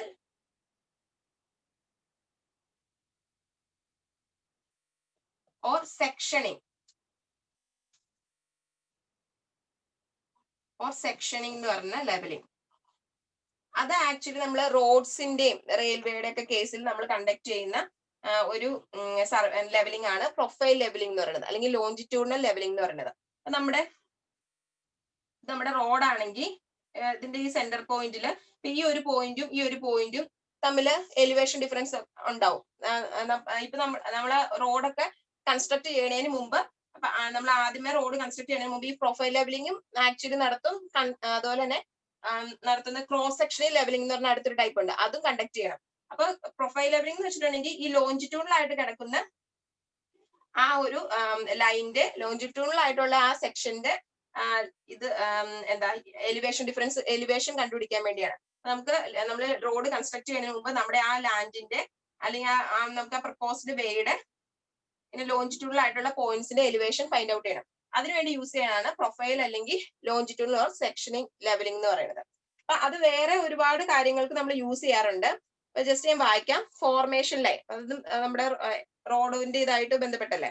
formation line, അതുപോലെ തന്നെ ഫിനിഷ്ഡ് സർഫസ് ലൈന്, ഇതൊക്കെ ഏകദേശം റിലേറ്റ് ചെയ്ത് കിടക്കുന്ന. പിന്നെ ഇനീഷ്യൽ ഗ്രൗണ്ട് ലെവല് ഡിറ്റർമൈൻ ചെയ്യാൻ നമ്മൾ ഈ ഒരു ലെവലിംഗ് യൂസ് ചെയ്യുന്നുണ്ട്. അതുപോലെ തന്നെ നമ്മുടെ എർത്ത് വർക്ക് എക്സ്കവേഷന്റെ എമൗണ്ട് അറിയാൻ വേണ്ടി നമ്മൾ ഒരു ലെവലിംഗ് ആണ് യൂസ് ചെയ്യുന്നത്. അപ്പൊ ഇതിന്റെ മെയിൻ ആയിട്ട് ഓർത്തിരിക്കുക, റോഡിന്റെ ഒക്കെ കേസിൽ നമ്മൾ ഹൈവേ ഒക്കെ നമ്മൾ ലേ ചെയ്യുന്നതിന് മുമ്പ് കണ്ടക്ട് ചെയ്യുന്നത് ലോഞ്ചിറ്റ്യൂഡൽ ലെവലിംഗ് ആണ്. അതിനോടൊപ്പം ചെയ്യുന്ന ഒരു ലെവലിംഗ് ആണ് ക്രോസ് സെക്ഷനിങ് ലെവലിംഗ്. നമുക്ക് ഇങ്ങനെ മാത്രം പോരാ, ഇനി ലോഞ്ചിറ്റ്യൂഡൽ ആയിട്ടുള്ള ഡീറ്റെയിൽസ് മാത്രം പോരാ, നമുക്ക് ക്രോസ് സെക്ഷനിന്റെ ഡീറ്റെയിൽസും വേണം. ഈ പോയിന്റും തമ്മിലുള്ള എലിവേഷൻ, അവരുടെ എലിവേഷൻ ഒക്കെ നമുക്ക് വേണം. അപ്പൊ അതിനുവേണ്ടി നമ്മൾ യൂസ് ചെയ്യുന്ന ലെവലിംഗ് ആണ് ക്രോസ് സെക്ഷൻ ലെവലിംഗ് കേട്ടോ. അടുത്ത ടൈപ്പ് ആണ് cross sectional levelling. Cross sectional levelling എന്ന് വെച്ചിട്ടുണ്ടെങ്കിൽ ഒന്നുമില്ല, അപ്പൊ നമ്മുടെ ഒരു റോഡിന്റെ ക്രോസ് സെക്ഷനിൽ നമ്മൾ എലിവേഷൻ ഡിറ്റർമൈൻ ചെയ്യണം. നമ്മുടെ റോഡ് കൺസ്ട്രക്ട് ചെയ്യുന്നതിന് മുമ്പ് അതൊരു മണ്ണ് വഴിയൊക്കെ ആണെങ്കിൽ നല്ല രീതിയിലൊന്നും അല്ലായിരിക്കും കിടക്കുന്നത്, നല്ല കുണ്ടും കുഴിയൊക്കെ ഉണ്ടാവും. അപ്പൊ അതിന്റെ എത്രമാത്രം ഫില്ല് ചെയ്യണം, എത്രമാത്രം കട്ട് ചെയ്യണം, അതൊക്കെ നമ്മൾ ഡിറ്റർമൈൻ ചെയ്യണം. അതുകൊണ്ട് ഇവിടുത്തെ ഓരോ പോയിന്റിന്റെ എലിവേഷൻ നമ്മൾ കണ്ടുപിടിക്കണം. ഒരുപാട് അണ്ടുലേറ്റഡ് ആണെങ്കിൽ നമ്മൾ നടുക്കത്തെ എടുക്കും. ഏകദേശം ഫ്ലാറ്റ് ഒക്കെ ആണെങ്കിൽ നമ്മൾ രണ്ട് സൈഡിലേക്ക് എടുക്കുള്ളൂ, അല്ലെങ്കിൽ നമ്മൾ നടുക്കത്തെ എടുക്കും. അതിലും കഷ്ടമാണെങ്കിൽ നമ്മൾ അടുത്തടുത്തുള്ള പോയിന്റ്സിന്റെ ഒരു 0.5 മീറ്റർ അങ്ങനെയൊക്കെ നമ്മൾ എലിവേഷൻ ഡിറ്റർമൈൻ ചെയ്യും. അപ്പൊ അതാണ് ഞാൻ ക്രോസ് സെക്ഷൻ വൈസ് നമ്മൾ ലെവലിംഗ് ചെയ്യുന്നതിനാണ് നമ്മൾ ക്രോസ് സെക്ഷണൽ ലെവലിംഗ് എന്ന് പറയുന്നത്. ക്രോസ് സെക്ഷണൽ ലെവലിംഗ് എന്ന് പറയുന്നത് അത് റോഡിന്റെ കേസിലാണ് ചെയ്യാറ്. ഞാൻ അടുത്ത ലെവലിംഗ് ആണ് reciprocal levelling.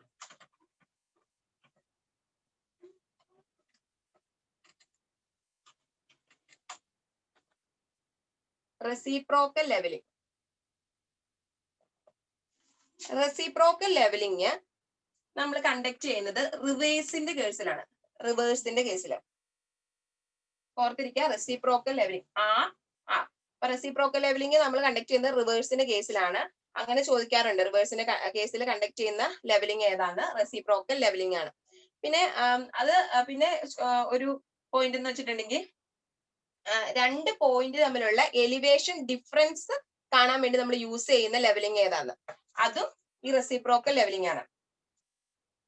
To determine difference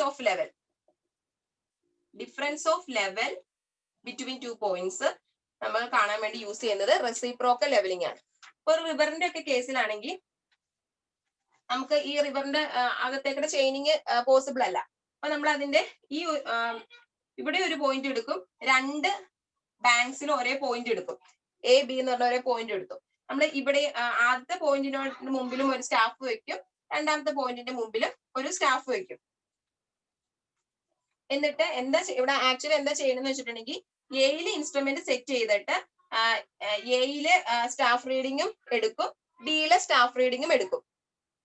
മനസ്സിലായോ? എയില് നമ്മൾ ഇൻസ്ട്രുമെന്റ് സെറ്റ് ചെയ്യും, എന്നിട്ട് നമ്മൾ ഇപ്പൊ എയുടെ എ എന്ന് പറഞ്ഞ പോയിന്റിന്റെ അവിടെ ഒരു സ്റ്റാഫ് വെച്ചിട്ടുണ്ട്, ബി എന്ന് പറഞ്ഞ പോയിന്റിന്റെ അവിടെ ഒരു സ്റ്റാഫ് വെച്ചിട്ടുണ്ട്. അപ്പൊ ഈ എയിന്ന് നമ്മളൊരു സ്റ്റാഫ് റീഡിങ് എടുക്കും, ബിന്നും ഒരു ഈ എയിൽ ഇൻസ്ട്രുമെന്റ് വെച്ചിട്ട് ബിന്റെ സ്റ്റാഫിലും ഒരു റീഡിങ് എടുക്കും. എന്നിട്ട് ഇവിടെ കിട്ടുന്നത് ഇപ്പൊ ഇൻസ്ട്രുമെന്റ് എയിൽ ഇരിക്കുമ്പോ ഇൻസ്ട്രുമെന്റ് എയിലാന്ന് വെക്കാം. അപ്പൊ നമുക്ക് സ്റ്റാഫ് റീഡിങ് എ കിട്ടിയ സ്റ്റാഫ് റീഡിങ് 1.8 ആന്ന് വെക്കാം. സ്റ്റാഫ് റീഡിങ് അറ്റ് എയിലുള്ള സ്റ്റാഫ് റീഡിങ് 1.8ഉം ഇൻസ്ട്രുമെന്റ് എയിൽ ഇരിക്കുമ്പോ നമ്മുടെ ബിയിലുള്ള സ്റ്റാഫ് റീഡിങ് അറ്റ് ബി എന്ന് പറയുന്നത് 2 ആണെങ്കിൽ ഇനി ഇവരുടെ ഡിഫറൻസ് എടുക്കും. 2 - 1.8 എന്ന് എടുക്കും. അപ്പൊ 2 - 1.8 എന്ന് പറയുമ്പോ 0.2 കിട്ടി. മനസ്സിലായോ? അപ്പൊ ആദ്യമേ ഇൻസ്ട്രുമെന്റ് എ എന്ന് പറഞ്ഞ പോയിന്റിൽ സെറ്റ് ചെയ്യും, രണ്ടിടത്തും ലെവലിംഗ് സ്റ്റാഫ് വെക്കും, എന്നിട്ട് എയിലേക്കും സൈറ്റ് ചെയ്ത് റീഡിംഗ് എടുക്കും. അതാണ് നമ്മുടെ 1.8. എക്സാമ്പിൾ പറഞ്ഞ കേട്ടോ, 1.8 എന്ന് കിട്ടി. ഇനി ബിയിലേക്ക് സൈറ്റ് ചെയ്യും, ഇവിടെ തന്നെ ഇൻസ്ട്രുമെന്റ് വെച്ചിട്ട് ബിയിലേക്ക് സൈറ്റ് ചെയ്യും, നമുക്ക് കിട്ടി 2 എന്ന് കിട്ടി. എന്നിട്ട് ഇവര് തമ്മിലുള്ള ഡിഫറൻസ് എടുക്കും. അപ്പൊ നമുക്ക് 0.2 എന്ന് പറഞ്ഞ ആൻസർ കിട്ടി.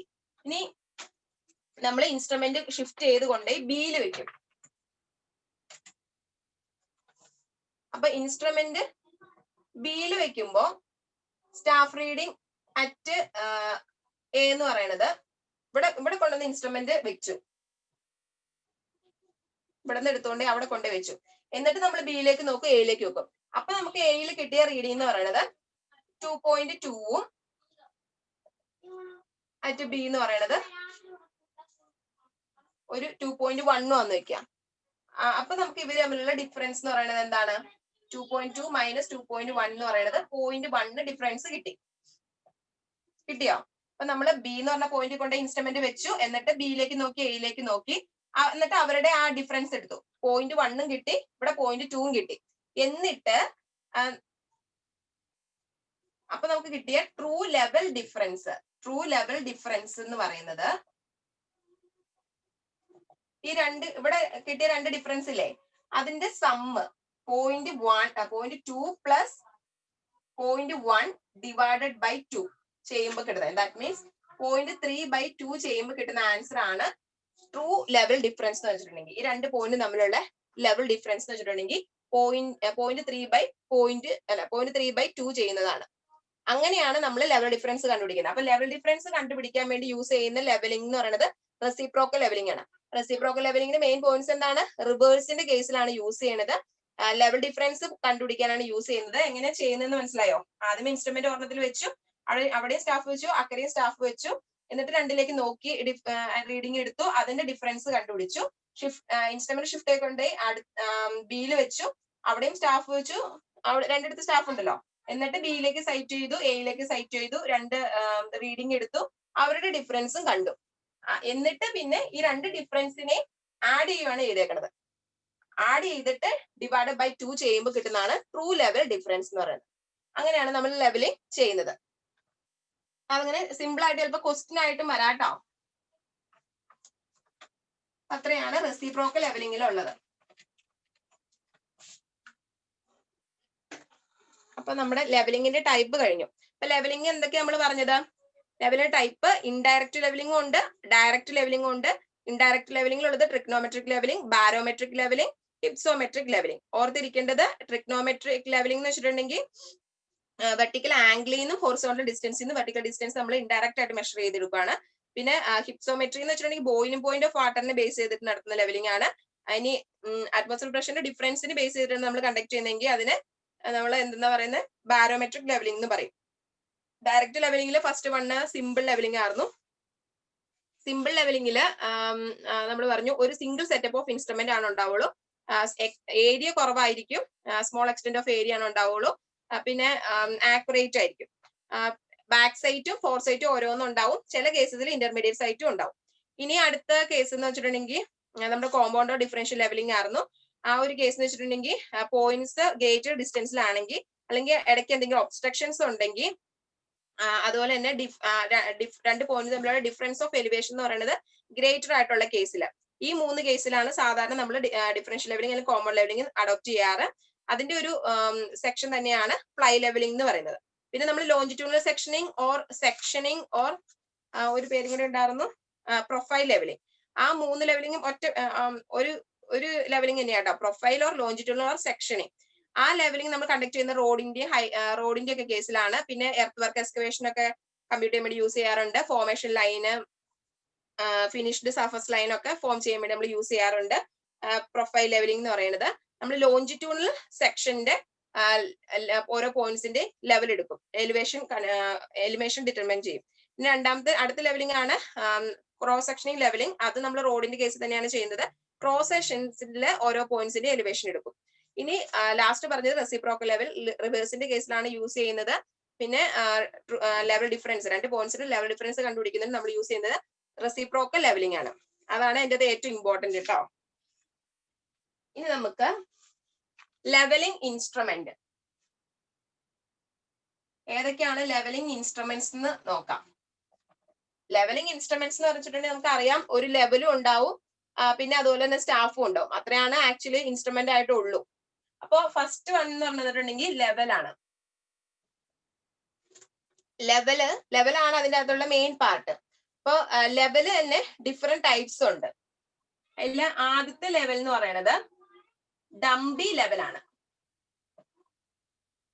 ഡംബി ലെവൽ ഫസ്റ്റ് ലെവലാണ്. ഡംബി ലെവൽ നമ്മൾ സാധാരണ പ്രാക്ടിക്കൽ ആയിട്ട് ലെവലിംഗ് ചെയ്തപ്പോൾ യൂസ് ചെയ്തത് ഈ ഡംബി ലെവലാണ്. അപ്പൊ കോമൺലി യൂസ്ഡ്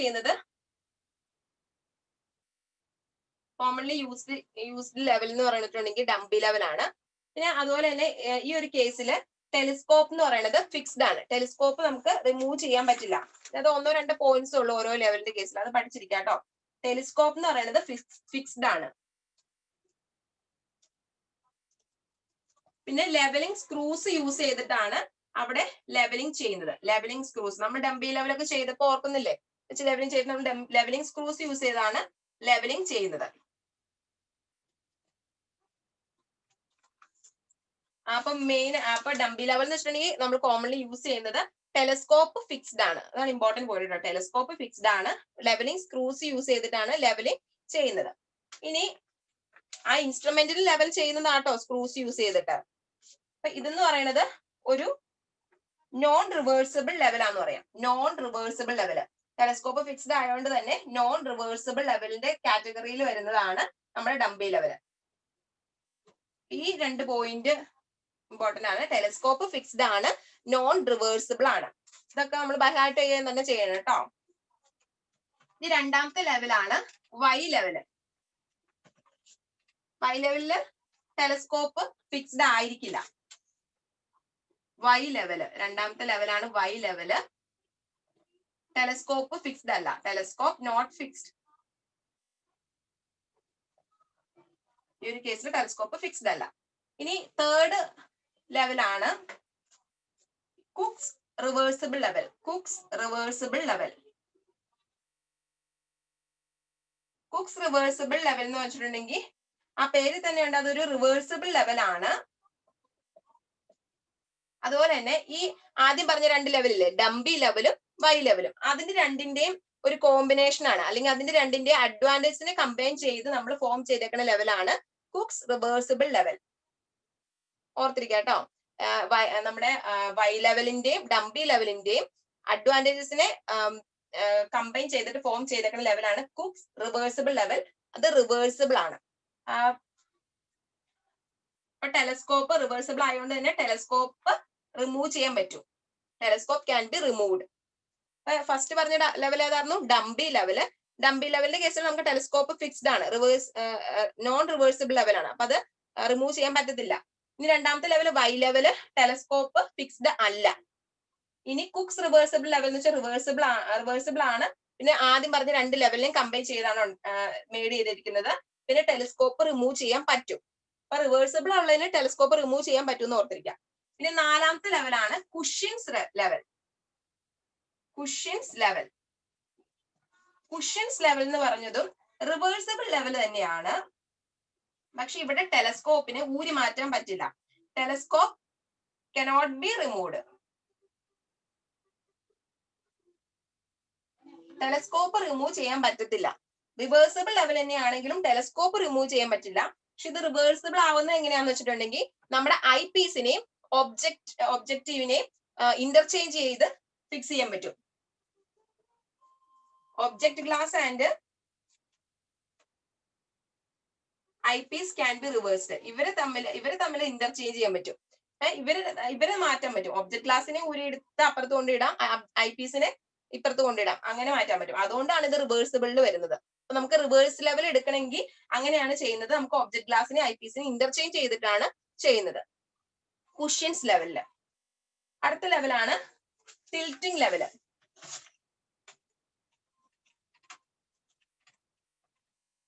അപ്പൊ ഇങ്ങനെ വരുന്ന പോർഷൻസ് ഒക്കെ നിങ്ങൾ ബൈഹാർട്ട് ചെയ്യാൻ ഓർക്കാട്ടോ. അഞ്ചാമത്തെ ലെവലാണ് tilting level. Tilting level actually നമ്മുടെ ഡംബി ലെവലിന്റെ ആ ഒരു കൂട്ടത്തിൽ വരുന്നത്, നോൺ റിവേഴ്സിബിൾ ആണെന്നാണ് പറയുന്നത്. പക്ഷെ ചില ടെക്സ്റ്റിൽ ഇത് both reversible and non reversible എന്ന് പറയുന്നുണ്ട് കേട്ടോ. അപ്പൊ അങ്ങനെ തന്നെ പഠിച്ചിരിക്കുക. Both reversible and non reversible ആണെന്ന് ഓർത്തിരിക്കുക. Both reversible and non reversible കാറ്റഗറിയിൽ വരുന്നതാണ് നമ്മുടെ tilting level.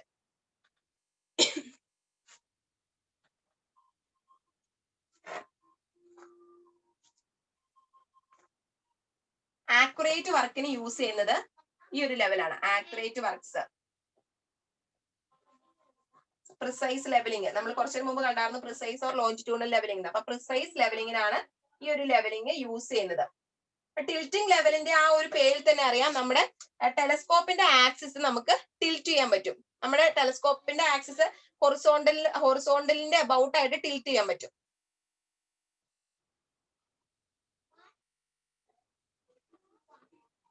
Tilting of telescope is possible about horizontal axis കേട്ടോ.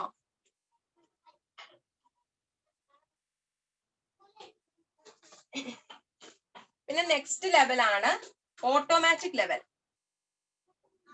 ഓട്ടോമാറ്റിക് ലെവൽ ഒന്നുമില്ല, സെൽഫ് അലൈൻഡ് ആയിട്ടുള്ള ലെവലാണ്. ഓട്ടോമാറ്റിക് ലെവൽ എന്ന് പറയുന്നത് സെൽഫ് അലൈൻഡ് ആണ്. ഇത്രയാണ് മെയിൻ ആയിട്ടുള്ള ലെവല്. നമ്മൾ ഇൻസ്ട്രുമെന്റ്സ്, ലെവലിംഗ് ഇൻസ്ട്രുമെന്റ്സിൽ വരുന്നതാണ് ലെവല്. ഫസ്റ്റ് വൺ ആണ് ലെവല്.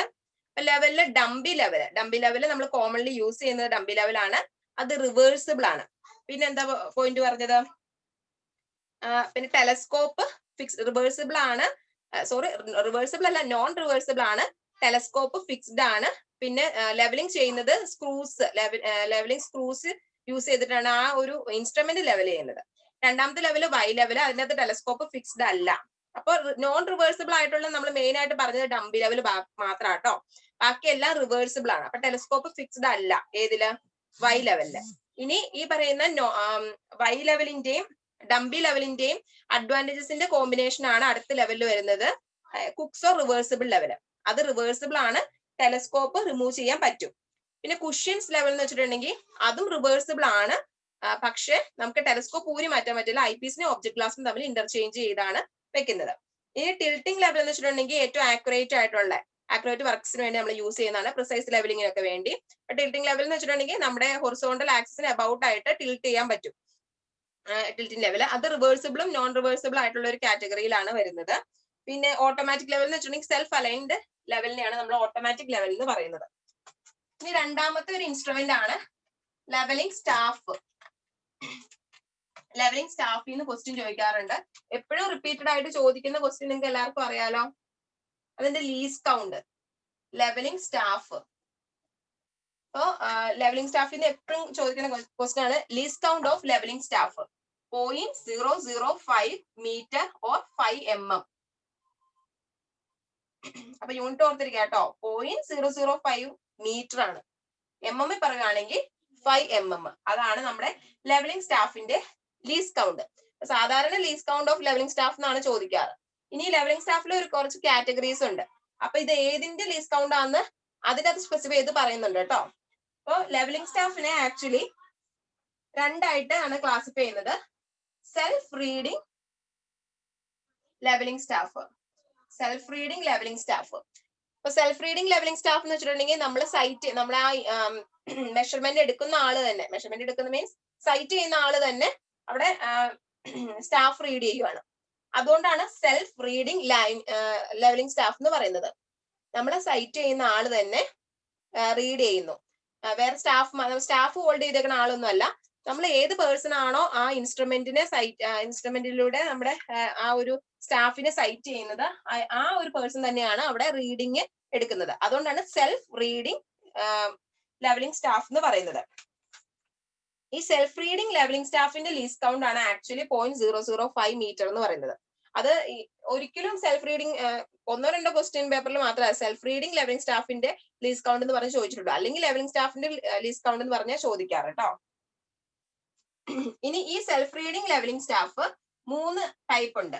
ഫസ്റ്റ് വൺ ആണ് സോളിഡ് സ്റ്റാഫ്. സോളിഡ് സ്റ്റാഫ് അതിന്റെ ലെങ്ത്, ഓരോന്നിന്റെ ലെങ്ത് ഓർത്തിരിക്കാം. സോളിഡ് സ്റ്റാഫിന് നമ്മൾ ഇൻവാർ പ്രിസിഷൻ സ്റ്റാഫ് എന്ന് പറയും, invar precision staff, invar precision staff എന്ന് പറയും. അതിന്റെ ലെങ്ത് എന്ന് പറയുന്നത് 10 ഫീറ്റ്, ഫീറ്റ് പറയുന്നത് 10 ഫീറ്റ്, മീറ്റർ പറയുകയാണെങ്കിൽ 3 മീറ്റർ, 10 ഫീറ്റോ 3 മീറ്റർ. നമുക്ക് ഫീറ്റ്, ഒരു ഫീറ്റ് എത്രയായിരുന്നു, 30 പോയിന്റ് സംതിങ് അല്ലേ, അപ്പൊ അങ്ങനെ കൺവേർട്ട് ചെയ്താലും മതി. മീറ്ററിലാണെങ്കിൽ 3 മീറ്റർ ആണ്, 10 ഫീറ്റ് ആണ് നമ്മുടെ സോളിഡ് സ്റ്റാഫ് അല്ലെങ്കിൽ ഇൻവാർ പ്രിസിഷൻ സ്റ്റാഫ് എന്ന് പറയുന്നത്. രണ്ടാമത്തെ സ്റ്റാഫ് ആണ് ഫോൾഡിംഗ് സ്റ്റാഫ്, ഫോൾഡ് ചെയ്യാവുന്ന സ്റ്റാഫ്, ഫോൾഡിംഗ് സ്റ്റാഫ്. അതിന്റെ ലെങ്ത് എന്ന് പറയുന്നത് 4 മീറ്റർ ആണ്, 4 മീറ്റർ ആണ് ലെങ്ത്. ഫോൾഡ് ചെയ്യാൻ പറ്റും. അപ്പൊ അതിന്റെ അപ്പർ 2 മീറ്ററും ലോവർ 2 മീറ്റർ അങ്ങനെയാണ് ഫോൾഡ് ചെയ്യണത് കേട്ടോ. ടോട്ടൽ ലെങ്ത് 4 മീറ്റർ ആണ്. അപ്പൊ ഫോൾഡിംഗ് സ്റ്റാഫ് നമുക്ക് ഫോൾഡ് ചെയ്യാം 2 metre 2 metre, upper part 2 metre, lower part 2 metre. ഇനി തേർഡ് ലെവലിംഗ് സ്റ്റാഫ് ആണ് telescopic staff. Telescopic staff, telescopic staff എന്ന് വെച്ചിട്ടുണ്ടെങ്കിൽ നമ്മൾ റേഞ്ചിങ്ങിന് യൂസ് ചെയ്യുന്നത് ടെലസ്കോപ്പ് ആയിരിക്കും. അപ്പൊ ഈ ടെലസ്കോപ്പിക് സ്റ്റാഫിൽ തന്നെ 2 ലെങ്ത്തിൽ അവൈലബിൾ ആണ്, 4 മീറ്ററിലും 5 മീറ്ററിലും. ഈ 4 മീറ്ററിന്റെ സ്റ്റാഫിനെയും 5 മീറ്ററിന്റെ സ്റ്റാഫിനെയും അവര് 3 ഡിവൈഡ് ചെയ്തിട്ടുണ്ട് കേട്ടോ. അപ്പൊ 4 മീറ്ററിന്റെ സ്റ്റാഫില് 3 ഡിവൈഡ് ചെയ്തേക്കണത് എങ്ങനെയാന്ന് വെച്ചിട്ടുണ്ടെങ്കിൽ ലോവർ ഒരു 1.5 മീറ്റർ, ലോവർ ഒരു 1.5 മീറ്റർ, അപ്പർ പാർട്ടിന് 2 വീണ്ടും ഡിവൈഡ് ചെയ്തേക്കുക, 1.25 1.25 അങ്ങനെ അപ്പർ പാർട്ടിനെ വീണ്ടും ഡിവൈഡ് ചെയ്തേക്കുക. ഇങ്ങനെയൊന്നും ചോദിച്ച് കണ്ടിട്ടില്ല കേട്ടോ. അപ്പൊ ജസ്റ്റ് പഠിക്കാൻ പറ്റുന്നവർ പഠിക്കാം. ടെലസ്കോപ്പി സ്റ്റാഫ് 4 മീറ്ററിലും 5 മീറ്ററിലും അവൈലബിൾ ആണ്. അതിൽ ലോവർ പാർട്ടിന് 1.5 മീറ്ററിന്റെ ഒരു ലോവർ പാർട്ടും അപ്പർ പാർട്ടിനെ വീണ്ടും 1.25ന് 2 അപ്പർ പാർട്ടായിട്ട് ഡിവൈഡ് ചെയ്തേക്കും. ഇനി 5 മീറ്ററിന്റെ ആണെങ്കിലോ, 5 മീറ്ററിന്റെ ആണെങ്കിൽ 2 മീറ്ററിന്റെ ലോവർ പാർട്ട് 2 മീറ്ററും അപ്പർ എന്ന് പറയുന്നത് 1.5 ആയിട്ട് 1.5 ആയിട്ടാണ് ഡിവൈഡ് ചെയ്തേക്കുന്നത്. അപ്പൊ ഇതാ അങ്ങനെ ചോദിച്ചും കണ്ടിട്ടില്ല, പഠിക്കാൻ പറ്റുന്നവർ പഠിക്കാം കേട്ടോ. അപ്പോ നമ്മുടെ ലെവലിംഗ് സ്റ്റാഫിനെ കുറിച്ച് പറഞ്ഞുകൊണ്ടിരിക്കുന്ന ലെവലിംഗ് സ്റ്റാഫ് സെൽഫായിട്ട് ലെവലിംഗ് സ്റ്റാഫിൽ സെൽഫ് റീഡിംഗ് സ്റ്റാഫും ഉണ്ട്. അടുത്താണ് target levelling staff. Self reading staff എന്ന് വെച്ചിട്ടുണ്ടെങ്കിൽ നമ്മൾ സൈറ്റ് ചെയ്യുന്ന ആള് തന്നെ സെൽഫായിട്ട് റീഡിങ്ങും എടുക്കുന്നു. അത് 3 തരത്തിലുണ്ട്. സോളിഡ് സ്റ്റാഫ്, അത് 10 ഫീറ്റ് അല്ലെങ്കിൽ 3 മീറ്റർ ആണ് length. Folding staff length 4 metre ആണ്, upper 2 metre, lower 2 metre. Telescopic staff 4 മീറ്ററിന്റെയും 5 മീറ്ററിന്റെ അവൈലബിൾ ആണ്. 4 മീറ്ററിന്റെ ലോവർ 1.5, അപ്പറിന് ഒരു 1.25ന്റെ 2 പാർട്ട്. ഇനി അടുത്ത കേസ് ഏതാ? 5 മീറ്ററിന്റെ ആണെങ്കിൽ ലോവർ 2 മീറ്റർ, അപ്പർ എന്ന് വെച്ചിട്ടുണ്ടെങ്കിൽ 1.5ന്റെ 2 പാർട്ട്. അങ്ങനെയാണ് ഡിവൈഡ് ചെയ്തിരിക്കുന്നത്. ഇനി രണ്ടാമത്തെ സ്റ്റാഫ് എന്ന് പറയുന്നത് ടാർജറ്റ് ലെവലിംഗ് സ്റ്റാഫ് ആണ്.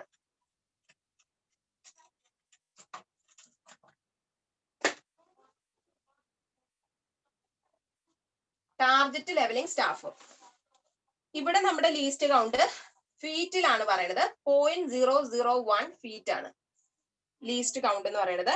ഇതിന്റെ ടോട്ടൽ ലെങ്ത് എന്ന് പറയുന്നത് 13 ഫീറ്റ് ആണ്. 13 ഫീറ്റ് ആണ് ടോട്ടൽ ലെങ്ത്. ഈ 13 ഫീറ്റിൽ തന്നെ അതിന്റെ ലോവർ എന്ന് പറയുന്നത് 7 ഫീറ്റും അപ്പർ എന്ന് പറയുന്നത് 6 ഫീറ്റും ആണ് കേട്ടോ. ഇവിടെ റീഡിംഗ് എടുക്കുന്നത് ടാർജറ്റ് ലെവലിംഗ് സ്റ്റാഫിൽ നമ്മുടെ സെൽഫ് റീഡിംഗും ആയിട്ടുള്ള ഡിഫറൻസ് എന്ന് വെച്ചിട്ടുണ്ടെങ്കിൽ സ്റ്റാഫ്മാൻ ആണ് റീഡിംഗ് എടുക്കുന്നത്.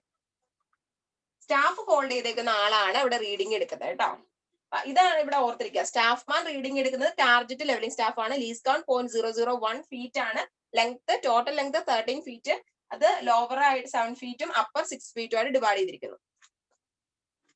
ഇത്രയാണ് നമ്മുടെ ലെവലിംഗ് ഇൻസ്ട്രുമെന്റ്സിൽ പറയാനുള്ളത്.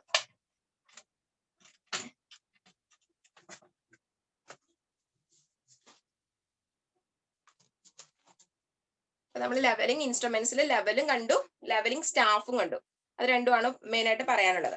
ഇനി നമുക്ക് 2 ടേം നമ്മൾ ഇന്നലത്തെ ക്ലാസ്സിലും പറഞ്ഞായിരുന്നു. അത് തിയോഡലൈറ്റ് പറഞ്ഞപ്പോൾ പറഞ്ഞായിരുന്നു ലെവലിംഗിന്റെ കൂടെ പറയാന്ന്. ആക്സിസ് ഓഫ് ടെലസ്കോപ്പും അടുത്തൊരു ടേം ആണ് ലൈൻ ഓഫ് കൊളിമിനേഷനും ഓർ ലൈൻ ഓഫ് സൈറ്റ്. ഈ 2 ടേം ഇത് വെരി വെരി ഇമ്പോർട്ടന്റ് ആണ്. 2 ടേമും ഇമ്പോർട്ടന്റ് ആണ്. നിങ്ങൾ ക്വസ്റ്റ്യൻ പേപ്പർ നോക്കിയിട്ടുള്ളവരാണ് കണ്ടിട്ടുണ്ട്. 2 ടേം ചോദിച്ചിട്ടുണ്ട്. ആക്സിസ് ഓഫ് ടെലസ്കോപ്പും ചോദിച്ചിട്ടുണ്ട്, ലൈൻ ഓഫ് കൊളിമിനേഷനും ചോദിച്ചിട്ടുണ്ട്. എന്നാൽ റിപ്പീറ്റഡ് ആയിട്ട് ക്വസ്റ്റ്യൻ പേപ്പർ നോക്കുന്ന ഒരാളാണെങ്കിൽ പോലും ഈ 2 എപ്പോഴും തിരിഞ്ഞു പോവുകയും ചെയ്യും.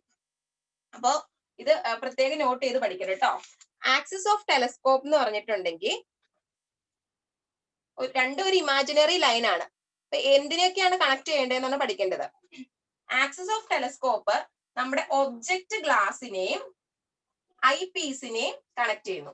ഒബ്ജക്റ്റ് ഗ്ലാസ് ആൻഡ് ഐ പീസിനെ തമ്മിൽ ജോയിൻ ചെയ്ത് വരയ്ക്കുന്ന ഒരു ഇമാജിനറി ലൈൻ ആണ് ആക്സിസ് ഓഫ് ടെലസ്കോപ്പ്.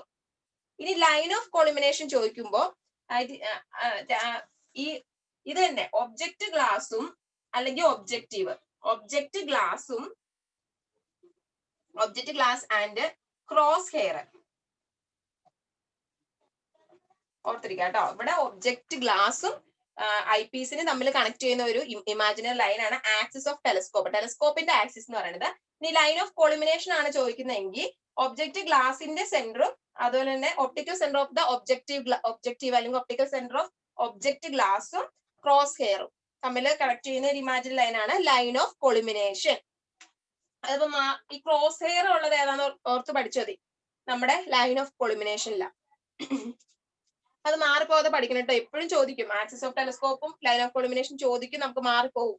അത് ഇമ്പോർട്ടന്റ് ആയിട്ട് പഠിക്കുക.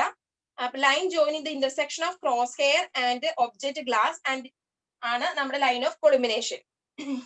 ഇനി line of collimation, line of sight നമുക്ക് നോർമലി നമ്മൾ സെയിം ആയിട്ടാണ് കൺസിഡർ ചെയ്യാറ്. പക്ഷെ അവരിലും ഒരു ഡിഫറൻസ് ഉണ്ട്. ലൈൻ ഓഫ് കോളിമിനേഷൻ എന്ന് പറഞ്ഞിട്ടുണ്ടെങ്കിൽ ലൈൻ ഓഫ് സൈറ്റ് എന്ന് വെച്ചിട്ടുണ്ടെങ്കിൽ അപ് ടു സ്റ്റാഫ് ആണ്. ഇപ്പൊ ഈ ഒരു definition it line joining the intersection of cross hair and optical centre of the objective up to staff ആണെങ്കിൽ അങ്ങനെ സാധാരണ പറയാറില്ല കേട്ടോ. ഇനിയിപ്പോ ഈ ഇങ്ങനെ ഒരു ക്വസ്റ്റൻ ആണ്, അപ് ടു സ്റ്റാഫ് ആണെങ്കിൽ അത് ലൈൻ ഓഫ് സൈറ്റും ബിയോണ്ട് സ്റ്റാഫ് ആണെങ്കിൽ അത് ലൈൻ ഓഫ് കോളിമിനേഷനും ആണ്. ഇങ്ങനെ ചോദിച്ച് ഞാൻ കണ്ടിട്ടില്ല കേട്ടോ, ഇതുവരെ ചോദിച്ച് കണ്ടിട്ടില്ല. അപ്പൊ നിങ്ങൾ ജസ്റ്റ് ഓർത്തിരിക്കുക. അപ്പൊ സാധാരണ imaginary line passing through the optical centre of the objective അല്ലെങ്കിൽ object glass and cross hair, intersection of cross hair എന്ന് ചോദിക്കുവാണെങ്കിൽ ലൈൻ ഓഫ് കോളിമിനേഷൻ ആണ് ആൻസർ വരാറ്. ഇനിയിപ്പോ എക്സാം ഇങ്ങനെ ടൈറ്റ് ആയിക്കൊണ്ടിരിക്കുന്ന കാരണം ഇനി ഇതിന് തമ്മിൽ ചെറിയൊരു ഡിഫറൻസ് ഉണ്ട്. സ്റ്റാഫ് വരെയാണ് ഈ ഒരു ഇമാജിനറി ലൈൻ എങ്കിൽ അത് ലൈൻ ഓഫ് സൈറ്റും, നമ്മുടെ സ്റ്റാഫിന്റെ ബിയോണ്ടും ഈ ഒരു ഇമാജിനറി ലൈൻ നമ്മൾ കൺസിഡർ ചെയ്യുന്നുണ്ടെങ്കിൽ അതിനെ ആക്ച്വലി ലൈൻ ഓഫ് കോളിമിനേഷൻ എന്ന് പറയുന്നത്. അങ്ങനെ ഒരു ഡിഫറൻസ് ഉണ്ടെന്ന് നിങ്ങൾ നോട്ട് ചെയ്ത് വെച്ചേക്കാം. ഇങ്ങനെ സാധാരണ ഇങ്ങനെ ഒരു ഡിഫറൻസിൽ ക്വസ്റ്റ്യൻ ചോദിച്ച് ഞാൻ കണ്ടിട്ടില്ല കേട്ടോ. ആക്സിസ് ഓഫ് ടെലസ്കോപ്പും ലൈൻ ഓഫ് കോളിമിനേഷനും ഇമ്പോർട്ടന്റ് ആണ്. പിന്നെ നമ്മുടെ ടെലസ്കോപ്പില് ക്രോസ് ഡൈഫ്രം എവിടെയാണ് കാണുന്നതെന്ന് ചോദിച്ചിട്ടുണ്ട്. ടെലസ്കോപ്പിന്റെ ഏത് പാർട്ടിലാണ് ഡൈഫ്രം കാണുന്ന ഒരു ക്വസ്റ്റ്യൻ ചോദിച്ച് കാണാറുണ്ട്. ഇപ്പൊ ഡൈഫ്രം എപ്പോഴും കാണുന്നത് ഐ പീസിന്റെ ഫ്രണ്ടിലാണ് കേട്ടോ. ഇൻഫ്രണ്ട് ഓഫ് ഐ പീസ് വരുന്ന ഇൻഫ്രണ്ട് ഓഫ് ഐ പീസ് ആണ് നമ്മുടെ ഈ ഡൈഫ്രം വരുന്നത്. ഒന്ന് നോട്ട് ചെയ്ത് വെച്ചേരെ. ഇനി അടുത്ത ഒരു ടേമാണ് സ്റ്റേഷൻ. സ്റ്റേഷൻ എന്ന് പറഞ്ഞിട്ടുണ്ടെങ്കിൽ എന്താണ്, നമുക്ക് ഏത് പോയിന്റിന്റെ ആണോ എലിവേഷൻ ഡിറ്റർമൈൻ ചെയ്യേണ്ടത് ആ ഒരു പോയിന്റിനെയാണ് സ്റ്റേഷൻ എന്ന് പറയുന്നത്. അല്ലാതെ ഇവിടെ ഇൻസ്ട്രുമെന്റ് സ്റ്റേഷൻ അല്ല. നമ്മൾ ഇൻസ്ട്രുമെന്റ് നമ്മൾ ഡംബി ലെവൽ കൊണ്ടുവെക്കുന്ന അല്ലെങ്കിൽ ആ ലെവൽ കൊണ്ടുവെക്കുന്ന സ്ഥലം അല്ല സ്റ്റേഷൻ. സ്റ്റേഷൻ എന്ന് വെച്ചിട്ടുണ്ടെങ്കിൽ point at which the staff is held, staff held ചെയ്തേക്കുന്ന ആ ഒരു പോയിന്റ്, നമുക്ക് ഏതൊരു പോയിന്റിന്റെ ആണോ എലിവേഷൻ ഡിറ്റർമൈൻ ചെയ്യേണ്ടത് ആ ഒരു പോയിന്റിനെയാണ് നമ്മൾ സ്റ്റേഷൻ എന്ന് പറയുന്നത് കേട്ടോ.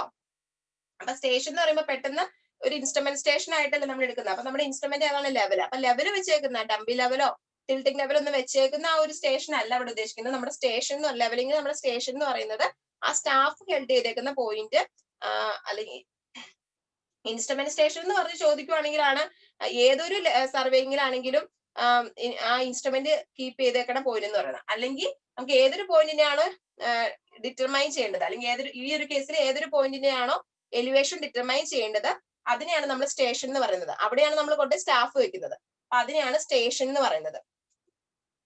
ഇതൊക്കെ അങ്ങനത്തെ ചെറിയ പോയിന്റ്സ് ഒക്കെ നമ്മൾ നമ്മൾ ഇഗ്നോർ ചെയ്ത് കളയുന്ന പോയിന്റ്സാ. നമ്മൾ അത്ര മൈൻഡ് ചെയ്യില്ല. പക്ഷെ മൈന്യൂട്ട് ആയിട്ടുള്ള പോയിന്റ്സ് നമുക്ക് പലപ്പോഴും തെറ്റി പോകാറുണ്ട്.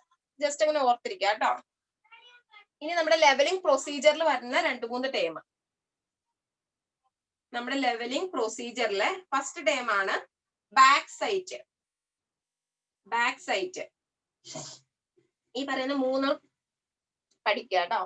ബാക്ക് സൈറ്റ് എന്ന് വെച്ചിട്ടുണ്ടെങ്കിൽ എന്താണ്, നമ്മളൊരു ഇൻസ്ട്രുമെന്റ് സെറ്റ് ചെയ്തു, എന്നിട്ട് നമുക്ക് ആദ്യം എടുക്കുന്ന റീഡിങ് നമ്മൾ HI മെത്തേഡിൽ ഞാൻ കാണിച്ചു തരാം. HI മെത്തേഡും റൈസ് ആൻഡ് ഫോൾ മെത്തേഡും ഇപ്പൊ പറയാം. ബാക്ക് സൈറ്റ് നമ്മുടെ ലെവൽ ബുക്ക് ഫീൽഡ് ബുക്ക് കണ്ടിട്ടുണ്ട് നിങ്ങള്. നമ്മൾ ലെവലിംഗ് യൂസ് ചെയ്യുന്ന level book back sight, intermediate sight, പിന്നെ ഒരു ഫോർ സൈറ്റ്. HI മെത്തേഡിലാണെങ്കിൽ പിന്നെ എന്താ വരുന്നത്, ഹൈറ്റ് ഓഫ് ഇൻസ്ട്രുമെന്റ് വരും, പിന്നെ RL വരും, റിമാർക്സ് വരും. ഇങ്ങനെയാണ് നമ്മുടെ ലെവൽ ബുക്കിലെ കോളംസ് വരുന്നത് HI മെത്തേഡിന്റെ കേസിൽ കേട്ടോ. അപ്പൊ നമുക്ക് ആദ്യം ഈ ഒരു ലെവൽ ബുക്കിൽ ഉണ്ടാവുന്നത് നമ്മുടെ ബെഞ്ച് മാർക്ക് മാത്രമാണ് ഉണ്ടാവുന്നത്. അപ്പൊ RLന്റെ അവിടെ നമ്മൾ ബെഞ്ച് മാർക്ക് എഴുതും. നമുക്ക് അറിയാവുന്ന പോയിന്റ്, നമുക്ക് എലിവേഷൻ അറിയാവുന്ന പോയിന്റ് അല്ല ബെഞ്ച് മാർക്ക്. അപ്പൊ അതിന്റെ ആ ഒരു RL മാത്രം ഫസ്റ്റ് ഉണ്ടാവുള്ളൂ. അപ്പൊ നമ്മൾ ഇൻസ്ട്രുമെന്റ് സെറ്റ് ചെയ്തു, എന്നിട്ട് സ്റ്റാഫ് ഇവിടെ വെച്ചു. അപ്പൊ എന്നിട്ട് നമ്മൾ ഈ ഇൻസ്ട്രുമെന്റിൽ നിന്ന് ഫസ്റ്റ് നമ്മൾ ഇൻസ്ട്രുമെന്റ് സെറ്റ് ചെയ്തിട്ട് ഫസ്റ്റ് എടുക്കുന്ന റീഡിങ് അതാണ് നമ്മുടെ ബാക്ക് സൈറ്റ് എന്ന് പറയുന്നത്. അത് ഫസ്റ്റ് എടുക്കുന്നത് കൊണ്ട് തന്നെ അതിനെ പോസിറ്റീവ് സൈറ്റ് എന്നും പറയാറുണ്ട്. ഇമ്പോർട്ടന്റ് ആട്ടോ. ബാക്ക് സൈറ്റ് എന്ന് വെച്ചിട്ടുണ്ടെങ്കിൽ നമ്മൾ ഇൻസ്ട്രുമെന്റ് സെറ്റപ്പ് ചെയ്തിട്ട് ഫസ്റ്റ് എടുക്കുന്ന റീഡിങ്. അപ്പൊ നമുക്ക് നമ്മുടെ ഇൻസ്ട്രുമെന്റ് സെറ്റ് ചെയ്യുമ്പോൾ ഇത്രയും സംഭവം നമ്മുടെ ബുക്കിലുള്ളൂ, ലെവൽ ബുക്കിലുള്ളൂ, നമ്മുടെ ബെഞ്ച് മാർക്ക് മാത്രം. അപ്പൊ നമ്മൾ ഫസ്റ്റ് എടുക്കുന്ന റീഡിങ് ഒരു 1.282 ആണെങ്കിൽ അത് നമ്മൾ എഴുതുന്നത് എവിടെയാണ്? Back site. അപ്പൊ ഫസ്റ്റ് എടുക്കുന്ന റീഡിംഗ് ആണ് ബാക്ക് സൈറ്റ്. അതിന് ഫസ്റ്റ് എടുക്കുന്നതുകൊണ്ട് തന്നെ അതിന് പോസിറ്റീവ് സൈറ്റ് എന്നാണ് പറയുന്നത്. ഇനി നമ്മുടെ എന്താ സിമ്പിൾ, നമ്മള് ജസ്റ്റ് 2 പോയിന്റ്സ് അടുത്തടുത്തുള്ള ഏകദേശം സെയിം എലിവേഷൻ ഉള്ള 2 പോയിന്റ്സ് ആണ്. അങ്ങനെ ഒരു കേസില് നമ്മള് അല്ലെങ്കിൽ നമ്മളൊരു സിംഗിൾ നമ്മളൊരു സെറ്റപ്പില് ലാസ്റ്റ് എടുക്കുന്ന റീഡിങ് അതിനെയാണ് നമ്മള് ഫോർസൈറ്റ് എന്ന് പറയുന്നത്. അപ്പൊ ആദ്യത്തത് ബാക്ക് സൈറ്റ്. ഇനി നമ്മൾ ഇൻസ്ട്രുമെന്റ് ഷിഫ്റ്റ് ചെയ്യുന്നതിന് മുമ്പ്, ജസ്റ്റ് അടുത്ത സ്റ്റേഷനിലേക്ക് ഇൻസ്ട്രുമെന്റ് ഷിഫ്റ്റ് ചെയ്യുന്നതിന് മുമ്പ് നമ്മൾ ആ ഒരു സ്റ്റേഷനിൽ വെച്ച് അവസാനം എടുക്കുന്ന റീഡിംഗ് ആണ് ഫോർസൈറ്റ്. 2, 3, 6 എന്ന് കിട്ടിയെന്ന് വെക്കാം. അപ്പൊ നമ്മള് നമ്മുടെ എലിവേഷൻ 2 പോയിന്റ് തമ്മിൽ എലിവേഷൻ നമുക്ക് എടുക്കാനുള്ള 2 പോയിന്റ് തമ്മിലുള്ള എലിവേഷൻ ഏകദേശം സെയിം ഒക്കെ ആണെങ്കിൽ, അല്ലെങ്കിൽ അടുത്തടുത്ത പോയിന്റ്സ് ആണെങ്കിൽ നമ്മൾ ഒരു സിംഗിൾ സെറ്റ്, നമ്മൾക്ക് ഒരു ബാക്ക് സൈഡ് ഒരു ഫോർ സൈറ്റും ഉണ്ടാവുള്ളൂ. അപ്പം ആദ്യം എടുക്കുന്നത് നമ്മുടെ ബാക്ക് സൈറ്റ് ആണെന്ന് ഓർത്തിരിക്കുക. ഇൻസ്ട്രുമെന്റ് ഷിഫ്റ്റ് ചെയ്യുന്നതിന് തൊട്ട് മുമ്പ് എടുക്കുന്ന ലാസ്റ്റ് റീഡിംഗ് ആണ് ഫോർ സൈറ്റ്. അപ്പൊ ഫോർ സൈറ്റിന് നമ്മള് നെഗറ്റീവ് സൈറ്റ് എന്ന് പറയൂ കേട്ടോ, അല്ലെങ്കിൽ മൈനസ് സൈറ്റ് എന്നൊക്കെ പറയും. ബാക്ക് സൈറ്റ് പോസിറ്റീവ് ആണെന്ന് ഓർത്തിരിക്കുക. അപ്പൊ അതിന്റെ നേരെ ഓപ്പോസിറ്റ് ആണ് നമ്മുടെ ഫോർ സൈറ്റ്, നെഗറ്റീവ് സൈറ്റ് എന്ന് പറയും, അല്ലെങ്കിൽ നെഗറ്റീവ് റീഡിംഗ് എന്നൊക്കെ പറയും. മൈനസ് സൈറ്റ് എന്നൊക്കെ പറയൂ കേട്ടോ, ഫോർ സൈറ്റ്. അപ്പൊ ലാസ്റ്റ് റീഡിംഗ് ആണ് ഇൻസ്ട്രുമെന്റ് ഷിഫ്റ്റ് ചെയ്യുന്നതിന് മുമ്പ് എടുക്കുന്ന ലാസ്റ്റ് റീഡിംഗ്. ഇപ്പൊ ഇൻ കേസ് നമുക്ക് ഇടയ്ക്ക് കുറെ പോയിന്റ്സ് ഉണ്ട്. അപ്പൊ ഒരു ഇൻസ്ട്രുമെന്റ് സ്റ്റേഷനിൽ വെച്ച് തന്നെ നമ്മൾ കുറെ പോയിന്റ്സിന്റെ എലിവേഷൻ എടുക്കേണ്ട കാര്യമുണ്ട്. അങ്ങനെ വരുവാണെങ്കിൽ നമുക്ക് ഇന്റർമീഡിയറ്റ് സൈറ്റ് വേണം. അപ്പൊ ആദ്യമേ നമ്മൾ ഒരു സെറ്റപ്പിൽ തന്നെ ബാക്ക് സൈറ്റ് എടുത്തു. പിന്നെ നമുക്ക് നേരിട്ട് ഷിഫ്റ്റ് ചെയ്യേണ്ട ആവശ്യമില്ല. നമുക്ക് അതിന്റെ ഇടയ്ക്കുള്ള കുറെ പോയിന്റ്സ് ഈ ഒരൊറ്റ സെറ്റപ്പിൽ കിട്ടും. അപ്പൊ ഒരു ഇൻസ്ട്രുമെന്റ് ഇവിടെ വെച്ചിട്ട് ബാക്ക് സൈറ്റ് എടുത്തു. പിന്നെ നമുക്ക് അടുത്ത പോയിന്റ് കിട്ടാൻ വേണ്ടി ഇൻസ്ട്രുമെന്റ് ഷിഫ്റ്റ് ചെയ്യണ്ട, അതിന് മുമ്പ് കുറെ പോയിന്റ്സ് കിട്ടും. അപ്പൊ അങ്ങനെ ഈ ബാക്ക് സൈറ്റിന് ഫോർ സൈറ്റിന് ഇടയ്ക്ക് എടുക്കുന്ന പോയിന്റ്സിനെയാണ് നമ്മൾ ഇന്റർമീഡിയറ്റ് സൈറ്റ് എന്ന് പറയുന്നത്. അപ്പൊ ഇന്റർമീഡിയറ്റ് പോയിന്റ്സ് ആണ് ഇന്റർമീഡിയറ്റ് സൈറ്റിൽ വരുന്നത്. ഇതൊക്കെ അറിയായിരിക്കും, അറിയാവുന്ന കാര്യങ്ങൾ തന്നെയാണ്. അപ്പൊ ബാക്ക് സൈറ്റ് ഫോർ സൈറ്റ് ഓർത്തിരിക്കുക. ബാക്ക് സൈറ്റ് ആണ് ഫസ്റ്റ് റീഡിങ്. അപ്പൊ ഫോർ സൈറ്റ് എന്ന് പറയുമ്പോൾ എഫ് കാണുന്ന ഫസ്റ്റ് ആണ് ഓർക്കരുത്. ബാക്ക് സൈറ്റ് ആണ് ഫസ്റ്റ് റീഡിങ്. നമ്മൾ ഇൻസ്ട്രുമെന്റ് ഷിഫ്റ്റ് ചെയ്യുന്നതിന് മുമ്പ് ലാസ്റ്റ് എടുക്കുന്ന റീഡിംഗ് ആണ് ഫോർ സൈറ്റ് എന്ന് ഓർത്തിരിക്കുക. ഇന്റർമീഡിയറ്റ് സൈറ്റ് അതിന്റെ ഇടയ്ക്ക് എടുക്കുന്ന റീഡിങ്. ഇന്റർമീഡിയറ്റ് സൈറ്റ് വരുന്ന കേസിൽ ഇങ്ങനെ കുറെ റീഡിങ്സ് വന്നിട്ടാണ് അവസാനം ഫോർ സൈറ്റ് വരും. അവസാനം എടുക്കുന്ന റീഡിംഗ് ആണ് നമ്മുടെ ഈ ഫോർ സൈറ്റ് ആയിട്ട് വരുള്ളൂ. ഇന്റർമീഡിയറ്റ് സൈറ്റ് വരുന്ന കേസ് നമ്മുടെ ടേബിൾ ഇങ്ങനെയായിരിക്കും വരുന്നത്. ഇനി ചേഞ്ചിങ് പോയിന്റ് അല്ലെങ്കിൽ ടേണിംഗ് പോയിന്റ്.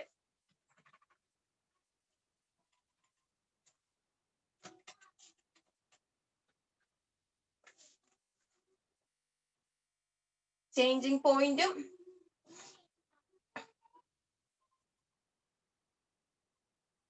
ഏതൊരു പോയിന്റിലാണോ ബാക്ക് സൈറ്റും ഫോർ സൈറ്റും ഒരുപോലെ എടുക്കുന്നത്. നമുക്ക് ഒരു പോയിന്റില് ചില സമയത്ത് ബാക്ക് സൈറ്റും ഫോർ സൈറ്റും എടുക്കേണ്ടി വരും. അതിനെയാണ് ചേഞ്ചിങ് പോയിന്റ് എന്ന് പറയുന്നത്. അപ്പൊ ബാക്ക് സൈറ്റും ഫോർ സൈറ്റും ഒന്നിച്ചെടുക്കുന്ന പോയിന്റ് ഏതാണ്? നമ്മുടെ ചേഞ്ചിങ് പോയിന്റ് അല്ലെങ്കിൽ ടേണിംഗ് പോയിന്റ് എന്ന് പറയും കേട്ടോ. Point denoting the shifting of instrument. അപ്പൊ ഈ ചേഞ്ചിങ് പോയിന്റ് ഉണ്ടെങ്കിൽ അപ്പൊ നമ്മൾ ബാക്ക് സൈഡ് ഫോർ സൈഡ് ഒരുമിച്ച് എടുക്കുവാണെങ്കിൽ അതിന്റെ അർത്ഥം ബാക്ക് സൈഡ്, അതിനെയാണ് നമ്മൾ ചേഞ്ചിങ് പോയിന്റ് എന്ന് പറയുന്നത്. Point denoting shifting of instrument. ഈ ഒരു പോയിന്റ് നമ്മൾ ഡിനോട്ട് ചെയ്യുന്നത് എന്താണ്? ഇൻസ്ട്രുമെന്റ് ഷിഫ്റ്റ് ചെയ്യേണ്ട ഒരു പൊസിഷൻ എത്തി എന്നാണ് ഡിനോട്ട് ചെയ്യുന്നത്. ഏത്? നമ്മുടെ ചേഞ്ചിങ് പോയിന്റ് വരുമ്പോൾ. അതെങ്ങനെയാന്ന് വെച്ചിട്ടുണ്ടെങ്കിൽ നമ്മള് ഇൻസ്ട്രുമെന്റ് ഷിഫ്റ്റ് ചെയ്യാൻ വേണ്ടി പോവാം. അപ്പൊ അവിടെ എടുക്കുന്ന ലാസ്റ്റ് റീഡിങ് എന്താണ്? ആ പോയിന്റിലേക്ക് എടുക്കുന്ന ലാസ്റ്റ് റീഡിങ് ആദ്യമേ നമ്മുടെ ഇൻസ്ട്രുമെന്റ് എയിലായിരുന്നു. നമ്മൾ ഇവിടെ ഒരു സ്റ്റാഫ് വെച്ചേക്കുക. ഇത് നമ്മുടെ ചേഞ്ചിങ് പോയിന്റ് ആട്ടോ.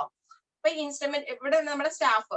അപ്പൊ നമ്മൾ ഇതിലേക്ക് ലാസ്റ്റ് എടുക്കുന്ന റീഡിംഗ് ആണ് നമ്മുടെ ഫോർ സൈറ്റ്. ഇവിടെ ഒരു ഫോർ സൈറ്റ് എടുത്തു. ഇനി ഇൻസ്ട്രുമെന്റ് നമ്മൾ ഷിഫ്റ്റ് ചെയ്തു. അപ്പൊ നമ്മൾ ഇവിടെ നമ്മുടെ സ്റ്റാഫ് ഇരിക്കുന്നുണ്ടായിരുന്നു. ഈ സ്റ്റാഫ് ഇരിക്കുന്ന പോയിന്റ് നമ്മുടെ സ്റ്റാഫ് ഇവിടെ നിന്ന് എടുത്തു മാറ്റിയാലും ഇവിടെ ആ പോയിന്റ് നമ്മളിങ്ങനെ ഡിനോട്ട് ചെയ്ത് വെക്കണം. പോയിന്റ് മാർക്ക് ചെയ്ത് വെച്ചേക്കണം. ഇനി നമ്മുടെ ഇൻസ്ട്രുമെന്റ് കൊണ്ടുപോയി വേറൊരു സ്ഥലത്ത് ഫിക്സ് ചെയ്തു. എന്നിട്ട് നമ്മൾ വീണ്ടും നമ്മുടെ ഇൻസ്ട്രുമെന്റ് ഫിക്സ് ചെയ്തിട്ടുണ്ടെങ്കിൽ നമ്മൾ ഇവിടെ അവസാനം എടുത്ത ആ പോയിന്റിലേക്ക് തന്നെ നമ്മൾ വീണ്ടും സൈറ്റ് ചെയ്യും.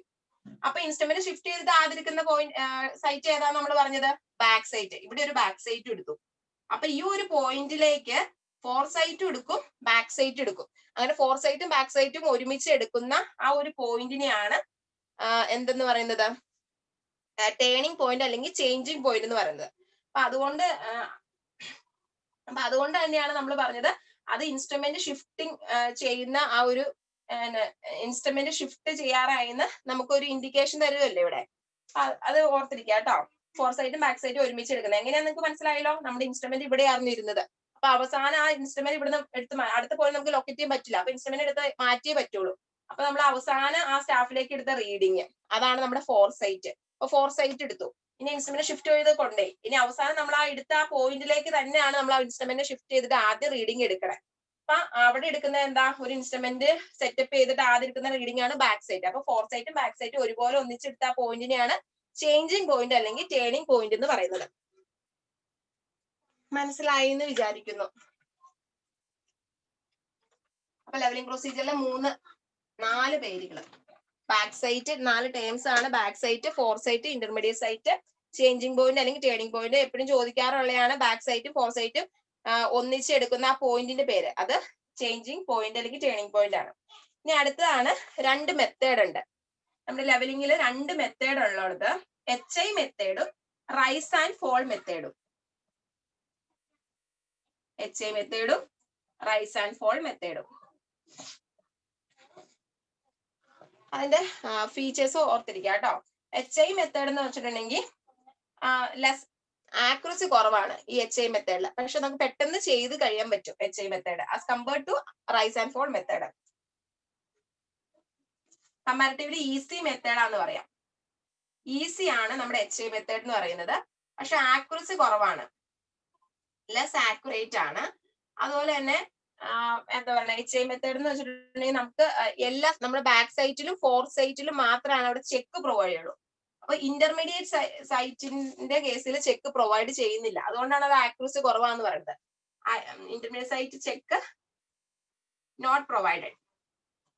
ഏത് കേസിലാണെന്ന് വെച്ചിട്ടുണ്ടെങ്കിൽ അത് HI മെത്തേഡാണ്. അപ്പൊ ഈ നമ്മുടെ HI മെത്തേഡിന്റെ ചെക്ക് എന്ന് വെച്ചിട്ടുണ്ടെങ്കിൽ sigma BS minus sigma FS equal to last RL minus first RL. ഇവിടെ എവിടെയെങ്കിലും ഇന്റർമീഡിയറ്റ് സൈറ്റ് ഉണ്ടോ? ഇല്ല. അപ്പൊ ഇന്റർമീഡിയറ്റ് സൈറ്റിന് ചെക്ക് നമ്മളിവിടെ പ്രൊവൈഡ് ചെയ്യുന്നില്ല. അപ്പൊ അതാണ് അതിന്റെ ഡ്രോബാക്ക് എന്ന് പറയുന്നത്. അപ്പൊ HI മെത്തേഡ് ഓർത്തിരിക്കാൻ ഞാൻ കുറച്ച് മുമ്പ് ആ ഡ്രോൺ ചെയ്ത ടേബിളില്ലേ, അതാണ് നമ്മുടെ HI മെത്തേഡ് നമ്മൾ യൂസ് ചെയ്യുന്നത്. Back sight, intermediate sight, fore sight, പിന്നെ ഏതായിരുന്നു HI, RL, റിമാർക്സ്, അത്രയായിരുന്നു. അപ്പൊ HI മെത്തേഡില് ആ ടേബിൾ ഒന്നുകൂടെ വരയ്ക്കാം. Back sight, intermediate sight, fore sight, HI, RL, ഇതാണ് നമ്മുടെ HI മെത്തേഡിന്റെ ടേബിൾ. അപ്പൊ HI മെത്തേഡ് ഈസി ആണ്, ആക്യുറസി കുറവാണ്. ഇന്റർമീഡിയറ്റ് സൈറ്റിന് ചെക്ക് ഒന്നും പ്രൊവൈഡ് ചെയ്യുന്നില്ല. അതിന്റെ ചെക്ക് ചെയ്യാനുള്ള ആ ഒരു ഇക്വേഷൻ ആണ് sigma back side minus sigma fore side equal to last RL minus first RL.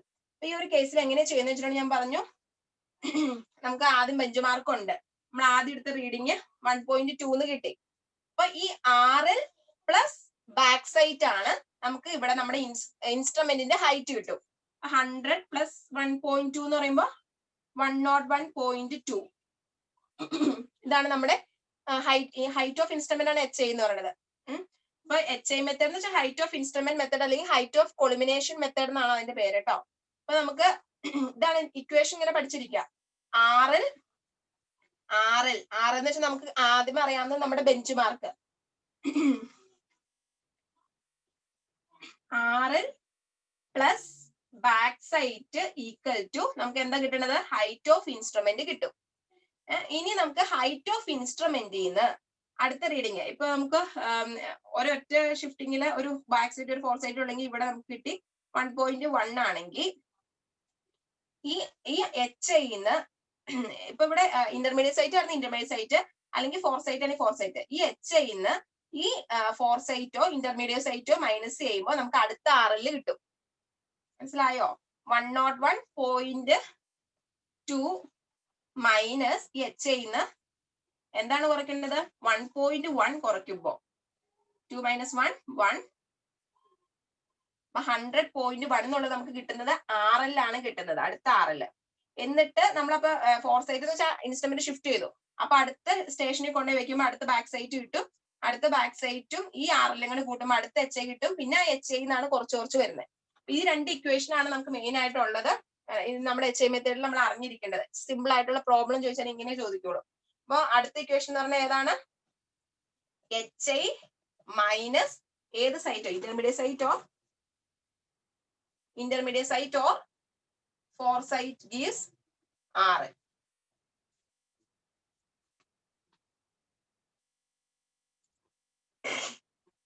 മനസ്സിലായോ നിങ്ങൾക്ക്?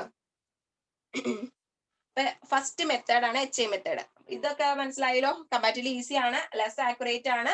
ഇന്റർമീഡിയറ്റ് സൈഡ് ചെക്ക് ഒന്നും പ്രൊവൈഡ് ചെയ്യുന്നില്ല. ചെക്ക് ചെയ്യാനുള്ള ഇക്വേഷൻ ആണ് sigma BS minus sigma FS = last RL minus first RL. ഇതാണ് നമ്മുടെ table. ഈ രണ്ട് ഇക്വേഷൻ ഇങ്ങനെ പഠിച്ചാൽ മതി. ശരിക്കും ഇതാണ്, ഈ രണ്ട് ഇക്വേഷൻ അറിഞ്ഞിരിക്കുക. ഇത് വെച്ച് പ്രോബ്ലം വന്നാലും നമുക്ക് ചെയ്യേണ്ട കാര്യമുള്ളൂ. ഞാൻ നിങ്ങൾക്ക് ഇച്ചിരി മനസ്സിലാവാൻ വേണ്ടി ഈ ടേബിൾ ഒക്കെ വെച്ച് പറഞ്ഞത് കേട്ടോ. RL എന്ന് വെച്ചിട്ടുണ്ടെങ്കിൽ നമുക്കറിയാവുന്ന ബെഞ്ച് മാർക്ക്, അല്ലെങ്കിൽ നമുക്കൊരു RL തന്നിട്ടുണ്ടാവും. ആ RL ആണ് ഈ 100 എന്ന് പറയുന്നത്. എന്നിട്ട് ഈ RL-ഉം നമുക്ക് ഒരു ബാക്ക് സൈറ്റ് തന്നിട്ടുണ്ട്, നമ്മുടെ ഫസ്റ്റ് റീഡിങ്. ആ ബാക്ക് സൈറ്റും കൂടെ കൂട്ടുമ്പോൾ 100 + 1.2 RL plus back site add ചെയ്യുമ്പോഴാണ് നമുക്ക് അവിടുത്തെ ഇൻസ്ട്രുമെന്റിന്റെ ഹൈറ്റ് കണ്ടുപിടിക്കുന്നത്, ഹൈറ്റ് കിട്ടുന്നത്. നമ്മൾ ഇങ്ങനെ ചോദിക്കുള്ളൂ, RL തന്നിട്ടുണ്ടാവും, ഒരു ബാക്ക് സൈറ്റ് തന്നിട്ടുണ്ടാവും, find the height of instrument എന്ന് ചോദിച്ചിട്ടുണ്ടെങ്കിൽ ഈ RL-ഉം ബാക്ക് സൈറ്റും കൂടെ കൂട്ടിയാണ് ഈ ഹൈറ്റ് ഓഫ് ഇൻസ്ട്രുമെന്റ് കിട്ടുന്നത്. ഇനി ഹൈറ്റ് ഓഫ് ഇൻസ്ട്രുമെന്റിന്ന് ഇവിടെ ഇതും കൂട്ടി ഇവിടെ കിട്ടി. ഇനി ഇവിടെ നിന്ന് തുടങ്ങുന്നത്. ഈ ഹൈറ്റ് ഓഫ് ഇൻസ്ട്രുമെന്റിന്ന് നമുക്ക് ഇന്റർമീഡിയറ്റ് സൈറ്റ് ആണ് തന്നിട്ടുണ്ടെങ്കിൽ അത്, അല്ലെങ്കിൽ ഫോർസൈറ്റ് മൈനസ് ചെയ്യുമ്പോൾ നമുക്ക് അടുത്ത RL കിട്ടും. ഇന്റർമീഡിയറ്റ് സൈറ്റ് ആണെങ്കിൽ HI മൈനസ് ഇന്റർമീഡിയറ്റ് സൈറ്റ് കിട്ടുമ്പോൾ നമുക്ക് RL കിട്ടും. പിന്നെ നമ്മൾ ഈ ഇവിടെ HI കിട്ടില്ല. മനസ്സിലായോ നിങ്ങൾക്ക്? അത് പ്രാക്ടിക്കൽ ആയിട്ടുണ്ടെങ്കിൽ ചെയ്തിട്ടുണ്ടെങ്കിൽ നമുക്ക് പെട്ടെന്ന് മനസ്സിലാവും. അപ്പൊ RL ഇവിടെ ഒരു RL ഇത് തന്നെ ഇങ്ങനെ തന്നെ ഓർത്ത് മതി കേട്ടോ. നിങ്ങൾ ഒത്തിരി കൺഫ്യൂഷൻ ആവണ്ട. അപ്പൊ ഈ HIന്ന് FSO ISO മൈനസ് ചെയ്തിട്ടുണ്ടെങ്കിൽ RL കിട്ടും. അങ്ങനെ ഓർത്ത് മതി കേട്ടോ. ഇനി ഞാൻ FSO ISനും രണ്ടും പറഞ്ഞിട്ടുണ്ടെങ്കിൽ കൺഫ്യൂഷൻ ആയി പോകും. അത് വേണ്ട, ഇങ്ങനെ ഓർത്തിരിക്കാം. നമുക്ക് പ്രോബ്ലം വരുമ്പോ IS ആണോ FS ആണോ എന്നൊക്കെ ഉണ്ടാവൂലോ, അതെന്റെ ആവശ്യമുള്ളൂ. അപ്പൊ RL plus back site HI കിട്ടും. ആ HIന്ന് ISO FSO ഏതാണ് തന്നിട്ടുള്ളത് അത് മൈനസ് ചെയ്താൽ നമ്മുടെ RL കിട്ടും. ഈ രണ്ട് ഇക്വേഷൻ, ഇത് മനസ്സിലാവാത്തവരെ ഈ രണ്ട് ഇക്വേഷൻ പഠിച്ചു വെക്കുക കേട്ടോ. ഇങ്ങനെ പ്രോബ്ലം ചെയ്യാൻ ചോദിക്കോളൂ. അത്രയാണ് നമ്മുടെ HI മെത്തേഡിലുള്ളത്. രണ്ടാമത്തെ മെത്തേഡാണ് റൈസ് ആൻഡ് ഫോൾ മെത്തേഡ്.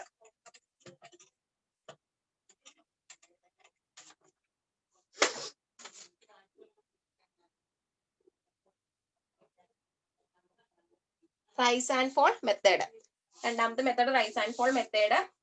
അപ്പോ ISനും FSനും ബാക്ക് സൈറ്റിനും ചെക്ക് പ്രൊവൈഡ് ചെയ്യുന്നത് ഏത് ലെവലിങ്ങിന്റെ മെത്തേഡാന്ന് ചോദിച്ചിട്ടുണ്ടെങ്കിൽ അത് റൈസ് ആൻഡ് ഫോൾ മെത്തേഡ് ആണ്. അപ്പൊ ഇതിന്റെ അകത്തുനിന്ന് പ്രോബ്ലം ഒന്നും ചോദിക്കാറില്ല കേട്ടോ, ഇതുവരെ ചോദിച്ചു കണ്ടിട്ടില്ല.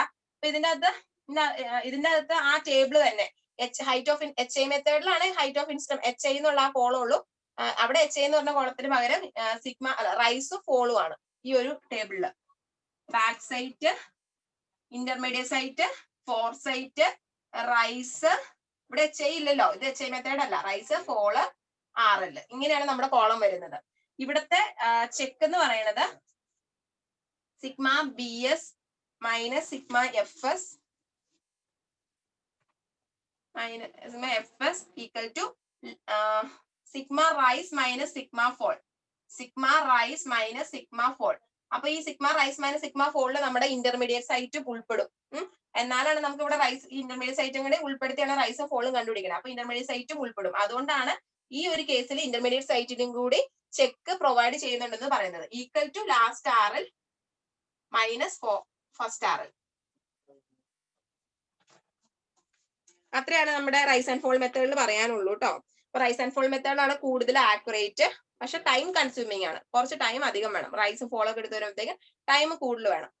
അപ്പൊ റൈസ് ആൻഡ് ഫോളും HI മെത്തേഡ് 2 മെത്തേഡാണുള്ളത്. HI മെത്തേഡ് ഈസി ആണ്, പക്ഷെ ആക്യുറസി കുറവാണ്. IS-ന് ചെക്ക് പ്രൊവൈഡ്, അതാണ് മെയിൻ ആയിട്ട് പറഞ്ഞത്. IS-ന് ചെക്ക് പ്രൊവൈഡ് ചെയ്യാത്തത് HI മെത്തേഡ് ആണ്.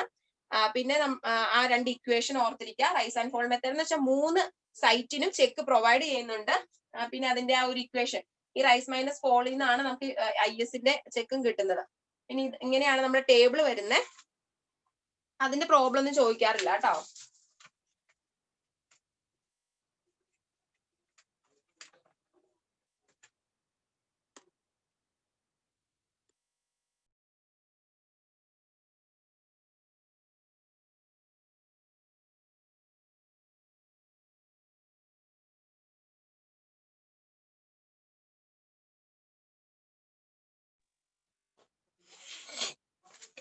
അടുത്തത് ഇമ്പോർട്ടന്റ്, വെരി വെരി ഇമ്പോർട്ടന്റ് ആയിട്ടുള്ള ഒരു പോർഷൻ ആണ് കറക്ഷൻസ്. കർവച്ചർ കറക്ഷനും റിഫ്രാക്ഷൻ കറക്ഷനും, കർവച്ചർ കറക്ഷനും റിഫ്രാക്ഷൻ കറക്ഷനും കേട്ടോ. അപ്പൊ നമ്മുടെ എർത്തിന് ഒരു കർവേച്ചർ ഉണ്ടെന്ന് നമ്മൾ പറഞ്ഞു. അപ്പൊ ആ എർത്തിന്റെ കർവേച്ചർ കാരണം നമ്മുടെ ഇൻസ്ട്രുമെന്റ് ഇങ്ങനെയാണെങ്കിൽ ഇൻസ്ട്രുമെന്റിന്റെ ലൈൻ ഓഫ് സൈറ്റ് ഇങ്ങനെ പോയേക്കുന്നു. നമ്മുടെ സ്റ്റാഫ് ഇങ്ങനെ വെച്ചേക്കുന്നു. അപ്പൊ നമ്മുടെ ഈ എർത്തിന്റെ ഒരു കർവേച്ചർ മൂലം ശരിക്കും എർത്തിന് നമുക്ക് നമുക്ക് പോയിന്റ് ഡിറ്റർമൈൻ ചെയ്ത് കിട്ടേണ്ടത് കറക്റ്റ് ഇവിടെയായിരുന്നു. ഈ A എന്ന് പറഞ്ഞ പോയിന്റിലാണ് നമുക്ക് ഒരു പോയിന്റിന്റെ എലിവേഷൻ എടുക്കുമ്പോൾ നമുക്ക് A എന്ന് പറഞ്ഞ പോയിന്റ് ആയിരുന്നു കിട്ടേണ്ടത്. പക്ഷെ ഈ നമുക്ക് കിട്ടിയ പോയിന്റ് ഏതാണ്? നമ്മുടെ ലൈൻ ഓഫ് കോളിമിനേഷൻ കണ്ടോ? ലൈൻ ഓഫ് കോളിമിനേഷൻ ചെന്ന് എടുക്കുന്ന പോയിന്റ് ആണ് നമുക്ക് കിട്ടുന്നത്. ആ ബിയിലാണ് കിട്ടിയേക്കുന്നത്. പക്ഷെ ആക്ച്വലി വേണ്ടത് എവിടെയായിരുന്നു? A എന്ന് പറഞ്ഞ ഒരു പോയിന്റിലായിരുന്നു ആക്ച്വലി നമുക്ക് പോയിന്റ് കണ്ടുപിടിക്കേണ്ടത്, അല്ലെങ്കിൽ ആ ഒരു പോയിന്റിന്റെ എലിവേഷൻ ആയിരുന്നു ഡിറ്റർമൈൻ ചെയ്യേണ്ടത്. മനസ്സിലായോ? അപ്പൊ എർത്തിന്റെ കർവച്ചർ മൂലം ആക്ച്വലി വേണ്ട പോയിന്റിനേക്കാള് മുകളിലായിട്ടാണ് നമുക്ക് ആ റീഡിങ് കിട്ടുന്നത്, ആ ഒരു എലിവേഷൻ കിട്ടുന്നത്. അങ്ങനെ വരുന്ന കേസിൽ അപ്പൊ എന്താ എറർ എങ്ങനെയായിരിക്കും? എറർ കൂടുതലായിരിക്കും അല്ലെ? അപ്പൊ എറർ പോസിറ്റീവ് ആയിരിക്കും. അങ്ങനെ വരുന്ന അപ്പൊ അവിടെ അപ്ലൈ ചെയ്യുന്ന കറക്ഷനാണ് നമ്മൾ കർവച്ചർ കറക്ഷൻ എന്ന് പറയുന്നത്. മനസ്സിലായോ? ഇമ്പോർട്ടന്റ് ആണ്. നമ്മുടെ എർത്തിന്റെ സർഫസ്, ഈ എർത്തിന്റെ സർഫസിന് ഒരു കർവച്ചർ ഉണ്ടോ? എർത്തിന് ഒരു കർവച്ചർ ഉണ്ട്. അപ്പൊ നമുക്ക് ആക്ച്വലി ആ എർത്തിന്റെ സർഫസിന്റെ കർവച്ചർ മൂലം നമ്മുടെ ആ പോയിന്റ് ശരിക്കും ആക്ച്വലി വേണ്ടത് എയിലായിരുന്നു. പക്ഷെ നമ്മുടെ ഇൻസ്ട്രുമെന്റ് ലൈൻ ഓഫ് കോളിമിനേഷൻ ചെന്ന് നമുക്ക് റീഡിങ് കിട്ടേണ്ടത്. അപ്പൊ ലൈൻ ഓഫ് കോളിമിനേഷൻ വന്ന് നിൽക്കുന്നത് എവിടെ? ബിയില. ആക്ച്വലി വേണ്ട ആ ഒരു എലിവേഷനേക്കാളും കൂടുതലാണ് നമ്മുടെ കിട്ടിയേക്കുന്നത്. അപ്പൊ എറർ ഇത്രയും കൂടുതലാണ്. എറർ കണ്ടോ? എറർ അപ്പൊ പോസിറ്റീവ് ആണ്. എറർ എന്താ? കൂടുതലാണ്. അതുകൊണ്ട് തന്നെ എറർ പോസിറ്റീവ് ആണ്. അപ്പൊ നമുക്ക് അവിടെ കറക്ഷൻ കൊടുക്കണമെങ്കിൽ ഇപ്പൊ ശരിക്കും നമുക്ക് ആക്ച്വലി ഇവിടെയാണ് കിട്ടേണ്ടത്, പക്ഷെ നമ്മുടെ പോയിന്റ് ഇവിടെ കിട്ടി. അപ്പൊ നമുക്ക് കറക്റ്റ് ഉള്ള പോയിന്റ് കിട്ടണമെങ്കിൽ ഈ കൂടിപ്പോയ എററിന്ന് കുറയ്ക്കണം. അപ്പൊ കറക്ഷൻ വരുമ്പോ എങ്ങനെയായിരിക്കും? കുറയും. കറക്ഷൻ എന്ന് പറയുന്നത് എറർ പോസിറ്റീവ് ആണെങ്കിൽ എപ്പോഴും കറക്ഷൻ എന്തായാലും ഓപ്പോസിറ്റ് ആയിരിക്കും. കറക്ഷൻ കൊടുക്കേണ്ടത് കുറയ്ക്കുകയാണ് ചെയ്യേണ്ടത്. അപ്പൊ നെഗറ്റീവ് ആണ് കറക്ഷൻ. നമ്മൾ പറയുന്നത് കറക്ഷൻ എന്ന് മാത്രമേ എഴുതിയുള്ളൂ അല്ലെ? കർവച്ചർ കറക്ഷൻ ആണ് കേട്ടോ പറയണത്. കർവച്ചർ കറക്ഷൻ ലെവലിംഗിൽ വരുന്ന 2 കറക്ഷൻ ആണ് കർവച്ചർ കറക്ഷനും കർവച്ചർ റിഫ്രാക്ഷനും. Due to the curvature of the earth actual point obtained above the actual point obtained above the actual point. Sorry, the obtained point is above the actual point. Sorry ട്ടോ, ഇത് പറ്റിയതാ. Due to curvature of the surface, the obtained point is above the actual point. അപ്പൊ ആ ഒരു കേസിൽ error positive ആയിരിക്കും, correction negative ആയിരിക്കും. അപ്പൊ നമ്മൾ കർവച്ചർ കറക്ഷനെ CC എന്നാണ് ഡിറ്റർമൈൻ ചെയ്യുന്നത്. കർവച്ചർ കറക്ഷൻ ആണ് നമ്മൾ പറയുന്നത്. കർവച്ചർ കറക്ഷൻ എത്രയാന്ന് വെച്ചിട്ടുണ്ടെങ്കിൽ ഡിറ്റർമൈൻ ചെയ്ത് വെച്ചേക്കുന്നതാണ് 0.0785 d². ഈ കർവച്ചർ കറക്ഷൻ നമുക്ക് ആൻസർ കിട്ടുമ്പോൾ അത് മീറ്ററിലാണ് കർവച്ചർ കറക്ഷൻ. പക്ഷെ ഈ D എന്ന് പറയുന്നത് ഡിസ്റ്റൻസ് ഇൻ കിലോമീറ്റർ ആണ് കേട്ടോ. അത് ഓർത്തിരിക്കണം. കർവച്ചർ കറക്ഷൻ CC എന്ന് പറയുന്നത് മീറ്ററിലും D എന്ന് പറയുന്നത് കിലോമീറ്ററിലും ആണ്.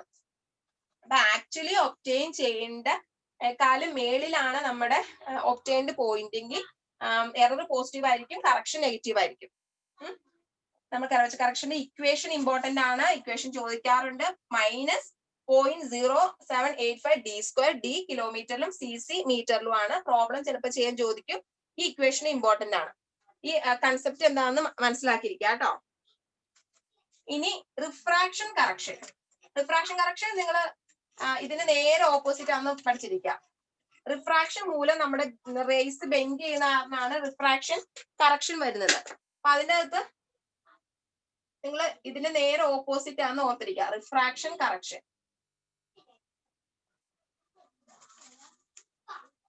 ആദ്യത്തെ കേസിൽ കറക്ഷൻ എറർ പോസിറ്റീവ് ആയിരുന്നു അല്ലെ? അപ്പൊ ഇവിടെ എറർ എങ്ങനെയായിരിക്കും? നെഗറ്റീവ് ആണ്. ആദ്യത്തെ കേസിൽ കറക്ഷൻ നെഗറ്റീവ് ആയിരുന്നു, അപ്പൊ ഇവിടെ കറക്ഷൻ പോസിറ്റീവ് ആണ്. പിന്നെ നമ്മുടെ കറക്ഷൻ എന്ന് പറയുന്നത് സി സി അല്ല, CR എന്ന് പറയുന്നത് 0.0112 d സ്ക്വയർ ആണ്. ആദ്യത്തെ കേസിലും CC പറഞ്ഞപ്പോൾ d സ്ക്വയർ ഞാൻ ഇട്ടില്ലായിരുന്നോ? 0.0785 d സ്ക്വയർ ആണ് കേട്ടോ. സ്ക്വയർ ഇട്ടോന്ന് ഓർക്കുന്നില്ല, d സ്ക്വയർ ആണ്. ഇവിടെ CR എന്ന് പറയുന്നത് 0.0112 d സ്ക്വയർ ആണ്. ഇവിടെയും CR എന്ന് പറയുന്നത് മീറ്ററിലും d എന്ന് പറയുന്നത് കിലോമീറ്ററിലും ആണ്. ഇവിടെ പ്ലസ് ആണ് കേട്ടോ. കറക്ഷൻ പോസിറ്റീവ് ആയതുകൊണ്ട് ഇവിടെ പ്ലസ് ആണെന്ന് ഓർത്തിരിക്കുക. പിന്നെ ഈ CR എന്ന് പറയുന്നത് CR ഈക്വൽ ടു 1/7 cc. ഇങ്ങനെ ഓർത്തിരുന്നാലും മതി. നമുക്ക് കിട്ടിയ കർവേച്ചർ കറക്ഷന്റെ 1/7 ആണ് കർവേച്ചർ റിഫ്രാക്ഷൻ എന്ന് പറയുന്നത് കേട്ടോ. കർവേച്ചർ റിഫ്രാക്ഷൻ കറക്ഷൻ എന്ന് പറയുന്നത്. കർവേച്ചർ കറക്ഷന്റെ 1/7 ആണ് റിഫ്രാക്ഷൻ കറക്ഷൻ എന്ന് പറയുന്നത്. അങ്ങനെ ഓർത്തിരുന്നാലും മതി. ഈ വാല്യൂ ആയിട്ട് തന്നെ ഓർത്തിരിക്കും. നിങ്ങൾ 1/7 ഒക്കെ കണ്ടുപിടിക്കുക. ഇനി പോയിട്ടുണ്ടെങ്കിൽ തെറ്റിപ്പോ. അപ്പൊ ഈ ഇമ്പോർട്ടന്റ് ആയിട്ട് ഈ ഇത് തന്നെ ഓർത്തിരിക്കുക കേട്ടോ. ഇത് എളുപ്പം ഇങ്ങനെ തന്നെ ഓർത്തിരിക്കുക കേട്ടോ. ഇനി അടുത്താണ് ഈ കർവേച്ചർ കറക്ഷനും റിഫ്രാക്ഷൻ കറക്ഷനും കൂടെ ഒരു കമ്പൈൻഡ് കറക്ഷൻ കൊടുക്കുകയാണെങ്കിൽ ആ ഒരു ഇക്വേഷൻ. ഈ മൂന്നും നോക്കാതെ നിങ്ങൾ എക്സാമിന് പോകരുത്, അത്ര ഇമ്പോർട്ടന്റ് ആണ് കേട്ടോ. Combined correction. കമ്പൈൻഡ് ആയിട്ട് കൊടുക്കുന്ന കറക്ഷൻ എന്ന് പറയുന്നത് -0.0673 d സ്ക്വയർ. ഇത് മറ്റേത് രണ്ട് പഠിച്ചിട്ടും ഇത് പഠിച്ചിട്ടും കുഴപ്പമില്ല. അതിന്റെ ആ ഒരു ഡിഫറൻസ് എടുത്താൽ മതി. -0.073 d സ്ക്വയർ ആണ് നമ്മുടെ കമ്പൈൻഡ് കറക്ഷൻ എന്ന് പറയുന്നത്. അത് നെഗറ്റീവ് ആണ്. ഇതെന്ന് പറയുന്നത് കർവേച്ചർ കറക്ഷന്റെ കമ്പൈൻഡ് കറക്ഷൻ എന്ന് പറയുന്നത് കർവേച്ചർ കറക്ഷന്റെ 6/7 ആണ്. ഇത്ര ഓർത്തിരിക്കുക കേട്ടോ. ഇമ്പോർട്ടന്റ് ആണ്, വെരി വെരി ഇമ്പോർട്ടന്റ് ആണ്. ഒരിക്കലും നിങ്ങൾ നോക്കാതിരിക്കരുത്. അപ്പൊ 3 കറക്ഷൻ ആണുള്ളത്. Curvature correction, refraction correction and combined correction. Curvature correction എന്ന് വെച്ചിട്ടുണ്ടെങ്കിൽ നമ്മുടെ എർത്തിന്റെ കർവേച്ചർ മൂലം നമുക്ക് ആക്ച്വലി കിട്ടുന്നതിനേക്കാളും മേളിലായിട്ട് നമ്മുടെ പോയിന്റ് കിട്ടും. അപ്പൊ നമുക്ക് കറക്ഷൻ കൊടുക്കണം. എറർ എന്ന് പറഞ്ഞാൽ പോസിറ്റീവ് ആയിരിക്കും, കറക്ഷൻ എന്ന് പറയുന്നത് നെഗറ്റീവ് ആണ്. അപ്പൊ അവിടെ കൊടുക്കേണ്ട കറക്ഷൻ ആണ് CC എന്ന് പറയുന്നത് 0.0785 d square, CC in metre and d in kilometre. -0.0785 d square ആണെന്ന് ഓർക്കുക. അടുത്ത റിഫ്രാക്ഷൻ കറക്ഷൻ ആ റേസിന്റെ റിഫ്രാക്ഷൻ റേസിന്റെ ആ ബെൻഡിങ് മൂലമാണ് ഉണ്ടാവുന്നത്. അങ്ങനെ ഉണ്ടാവുന്ന കറക്ഷൻ CR എന്ന് പറയുന്നത് ഈ CCയുടെ 1/7 ആയിരിക്കും. അതിന്റെ വാല്യൂ എന്ന് പറയുന്നത് 0.0112 d സ്ക്വയർ ആണ്. ഇവിടെയും CR in metre and d in kilometre. Combined correction എന്ന് വെച്ചിട്ടുണ്ടെങ്കിൽ കർവേച്ചർ കറക്ഷന്റെ 6/7 ആയിരിക്കും എന്ന് വെച്ചിട്ടുണ്ടെങ്കിൽ 0.0673 d സ്ക്വയർ -0.0673 d സ്ക്വയർ. ഇത്ര ഓർത്തിരിക്കുക കേട്ടോ. ആ ഇക്വേഷനാണ് മെയിൻ ആയിട്ട് ഓർത്തിരിക്കുന്നത്. പിന്നെ ഒരെണ്ണത്തിന്റെ കേസിൽ ഓർത്തിരിക്കുക കറക്ഷൻ നെഗറ്റീവ് ആണോ പോസിറ്റീവ് ആണോ എന്ന്. അതറിയാൻ വേണ്ടിയാണ് ഞാൻ ആ ഒരു കൺസെപ്റ്റ് പറഞ്ഞു തന്നത്. അത് നിങ്ങൾക്ക് അത് അറിഞ്ഞില്ലെങ്കിലും കുഴപ്പമില്ല. നെഗറ്റീവ് ആദ്യത്തെ കേസിൽ കറക്ഷൻ നെഗറ്റീവ് ആണെന്ന് ഓർത്തിരിക്കുക. അത് വെച്ചിട്ട് ബാക്കിയുള്ളത് നോക്കാം കേട്ടോ. കാരണം ആ സൈൻ ഇല്ലെങ്കിൽ നമുക്കിപ്പോ കമ്പൈൻഡ് കറക്ഷൻ നിങ്ങൾക്ക് തന്നെ കണ്ടുപിടിക്കാനാണെങ്കിൽ തിരിഞ്ഞു പോകും. ഓർത്തിരിക്കണേ.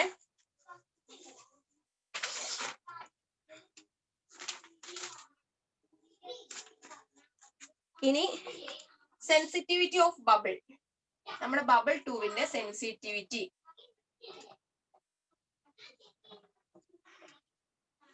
സെൻസിറ്റിവിറ്റി ഓഫ് ബബിൾ ട്യൂബിൽ വരുന്നതാണ് സെൻസിറ്റിവിറ്റി എന്ന് വെച്ചാൽ എന്താ, ഒരു ബബിൾ ട്യൂബിന്റെ എബിലിറ്റി, ചെറിയ ചെറിയ ഡിവിഷൻ വരെ കാട്ടാനുള്ള ഒരു ബബിൾ ട്യൂബിന്റെ എബിലിറ്റിനെയാണ് നമ്മൾ സെൻസിറ്റിവിറ്റി എന്ന് പറയുന്നത്. Ability of bubble tube to show very small deviation, അതിനെയാണ് നമ്മൾ സെൻസിറ്റിവിറ്റി എന്ന് പറയുന്നത്. അത് നമുക്ക് അറിഞ്ഞിരിക്കണ്ട. നമുക്ക് ഇതിനകത്ത് ഇമ്പോർട്ടന്റ് ആയിട്ട് ചോദിക്കാറുള്ളത് സെൻസിറ്റിവിറ്റി ഡിപ്പെൻഡ് ചെയ്യുന്ന ഫാക്ടേഴ്സ്. അപ്പൊ സെൻസിറ്റിവിറ്റി ഡിപ്പെൻഡ് ചെയ്യുന്ന ഫാക്ടേഴ്സ് പഠിച്ചിരിക്കാം. സെൻസിറ്റിവിറ്റി ഇൻക്രീസ് ചെയ്യുമ്പോൾ വെച്ചാൽ ഡയറക്ട്ലി പ്രൊപ്പോർഷണൽ ആയിട്ടുള്ളത് ഏതൊക്കെയാന്ന്, സെൻസിറ്റിവിറ്റി ഇൻക്രീസ് ചെയ്യണത് എപ്പോഴൊക്കെയാന്ന് വെച്ചിട്ടുണ്ടെങ്കിൽ, ഒന്ന് റേഡിയസ് ഇൻക്രീസ് ചെയ്യുമ്പോൾ, ബബിൾ ട്യൂബിന്റെ റേഡിയസ് ഇൻക്രീസ് ചെയ്യുമ്പോൾ, ഇമ്പോർട്ടന്റ് ആട്ടോ, diameter, length,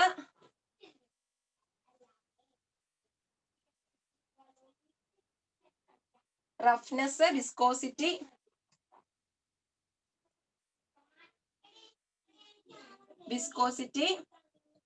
roughness, viscosity, surface tension, ഇതിനൊക്കെ ഡയറക്ട്ലി പ്രൊപ്പോർഷണൽ ആണ് നമ്മുടെ സെൻസിറ്റിവിറ്റി. അപ്പൊ sensitivity increases with increase in radius, diameter, length, roughness, അതുപോലെ തന്നെ വിസ്കോസിറ്റി, സർഫസ് ടെൻഷൻ. അപ്പൊ ഇത് ഞാൻ ഓർത്തിരിക്കുന്നത് എല്ലാ ഫീച്ചേഴ്സ്, ഒന്ന് അതിന്റെ ഡയമെൻഷൻസും ബാക്കി അതിന്റെ ആ വിസ്കോസിറ്റി, സർഫസ് ടെൻഷൻ എന്നൊക്കെ അതിന്റെ ഒരു ഫീച്ചേഴ്സ് ഇല്ലേ, അങ്ങനെയാണ് ഓർത്തിരിക്കുക. സെൻസിറ്റിവിറ്റി ഡയറക്ട്ലി പ്രൊപ്പോർഷണൽ ആണ് അങ്ങനെയുള്ള ആ ഒരു ഇതിനോട്. ഇനി സെൻസിറ്റിവിറ്റി ഇൻവേഴ്സ്ലി പ്രൊപ്പോർഷണൽ ആയിട്ടുള്ളത്, ഇൻവേഴ്സ്ലി പ്രൊപ്പോർഷണൽ ആയിട്ടുള്ളത് ടെമ്പറേച്ചർ, അങ്ങനത്തെ ഉള്ള ഫീച്ചേഴ്സ്. ടെമ്പറേച്ചർ, പിന്നെ വോളിയം,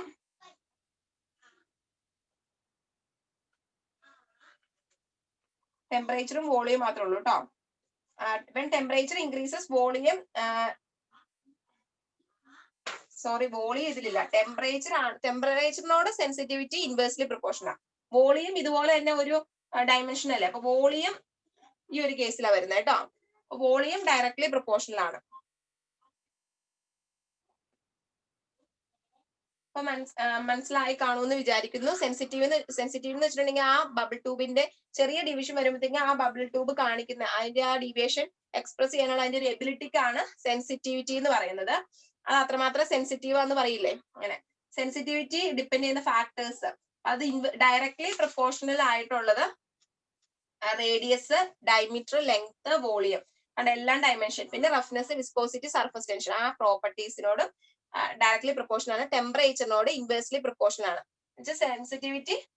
സെൻസിറ്റിവിറ്റി ഇൻക്രീസ് ചെയ്യുമ്പോൾ വോളിയം ഇൻക്രീസ് ചെയ്യും. വോളിയം ഇൻക്രീസ് ചെയ്യുമ്പോൾ അവിടെ ടെമ്പറേച്ചർ കുറയും. അല്ലെങ്കിൽ സെൻസിറ്റിവിറ്റി ഇൻക്രീസ് ചെയ്യുമ്പോൾ ടെമ്പറേച്ചർ ഡിക്രീസ് ചെയ്യുമ്പോൾ അവിടെ വോളിയം കൂടും. അങ്ങനെ ഒരു കൺസെപ്റ്റിൽ ഓർത്തിരിക്കുക കേട്ടോ. അപ്പൊ ടെമ്പറേച്ചറിനോട് ഇൻവേഴ്സ്ലി പ്രൊപ്പോർഷണൽ ആണ്.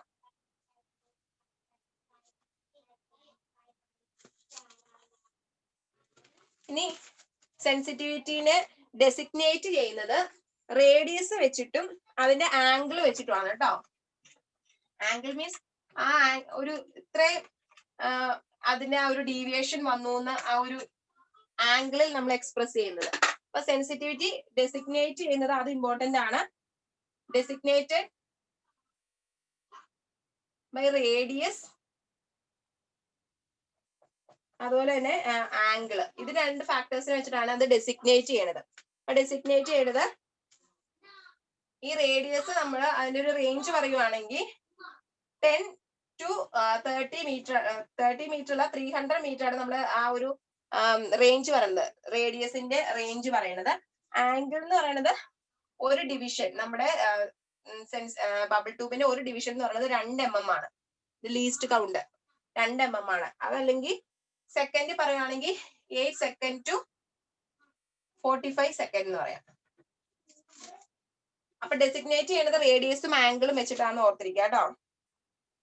ഇത്രയാണ് നമുക്ക് സെൻസിറ്റീവിനെ കുറിച്ച് പറയാനുള്ളത്. സെൻസിറ്റിവിറ്റിയിലെ ആ ഫാക്ടേഴ്സ് എപ്പോഴും അങ്ങനെ ചോദിക്കാറ്, ഡിപ്പെൻഡ് ചെയ്യുന്ന ഫാക്ടേഴ്സ്. അപ്പൊ ഡയറക്ട്ലി പ്രൊപ്പോർഷണൽ ടു ഏതാണെന്നും ഇൻവേഴ്സ്ലി പ്രൊപ്പോർഷണൽ ടു ഏതാണെന്നും ഓർത്തിരിക്കുക. ഇനി ഡിഫക്ട്സ് ഓഫ് ടെലസ്കോപ്പ്, അടുത്ത ടോപ്പിക് ആണ് ടെലസ്കോപ്പിന്റെ ഡിഫക്ട്സ്.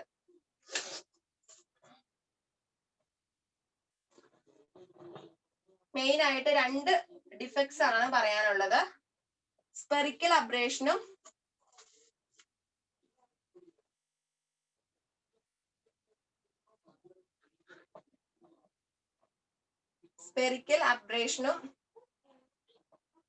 ക്രോമാറ്റിക് അബ്രേഷനും.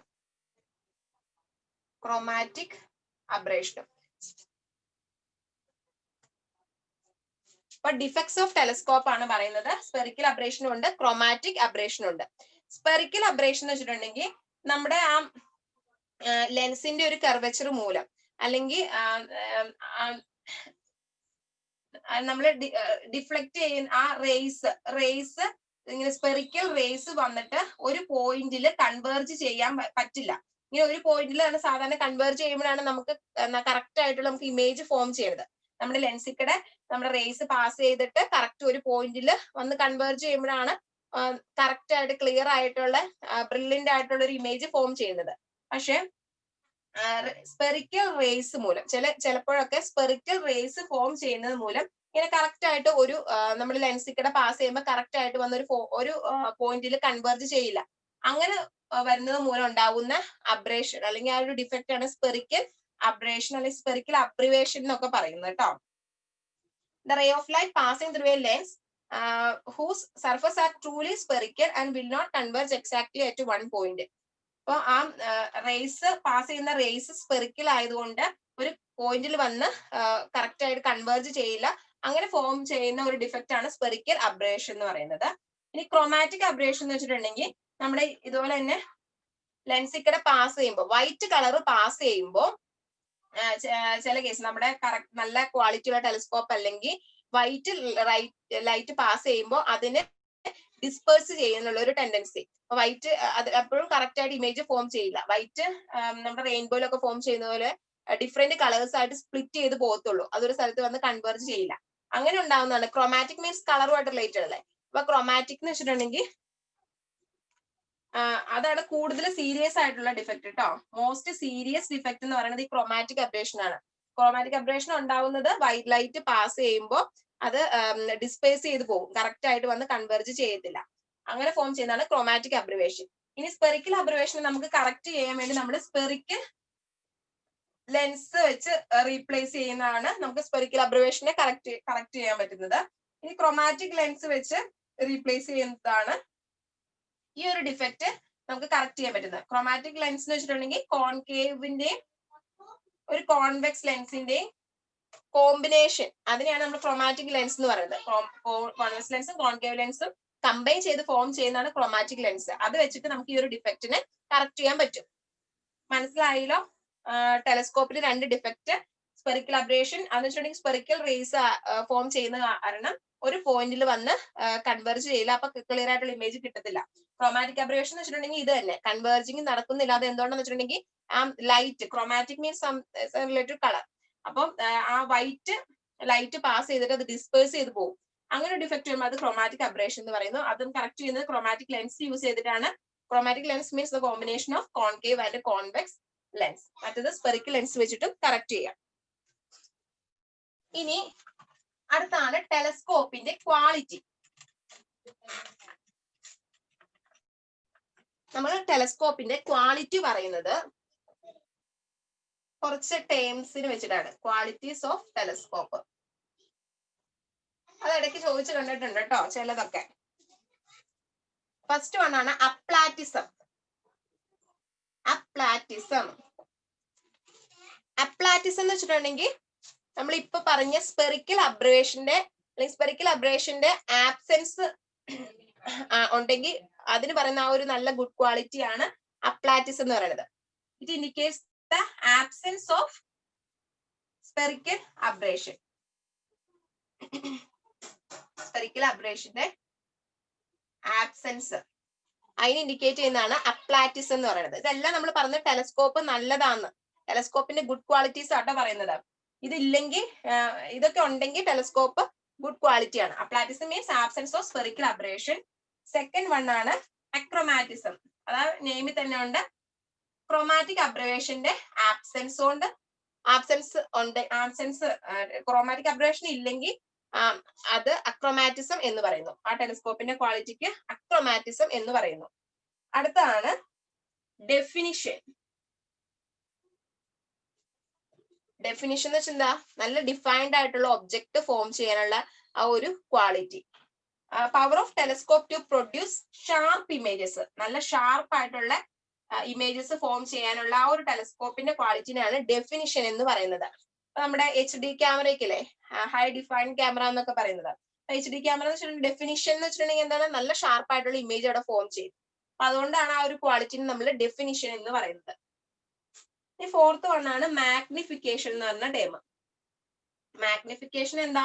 അതും ക്ലിയർ ആയിട്ടുള്ള ഇമേജിനെ ഫോം ചെയ്യുന്നത്. നമ്മൾ എത്രമാത്രം സൂം ചെയ്താലും അവിടെ ഫോം ചെയ്യുന്ന ഇമേജ് നല്ല ക്ലിയർ ആയിരിക്കും.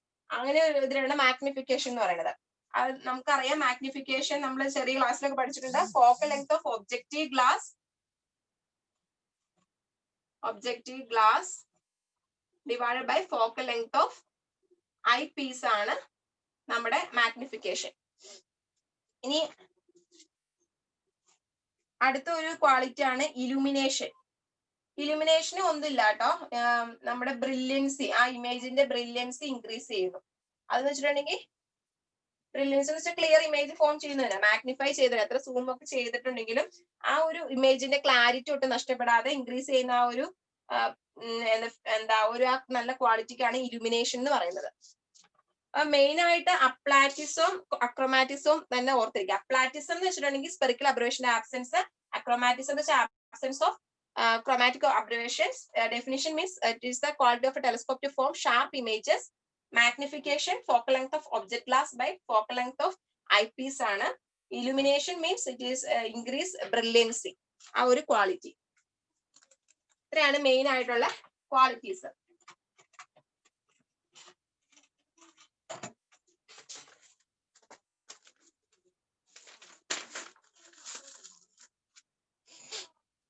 ഇനി ടെലസ്കോപ്പ് 2 ടൈപ്സ് ഉണ്ട്.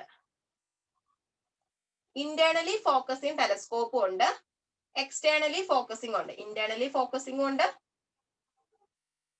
എക്സ്റ്റേണലി ഫോക്കസിങ് ഉണ്ട്.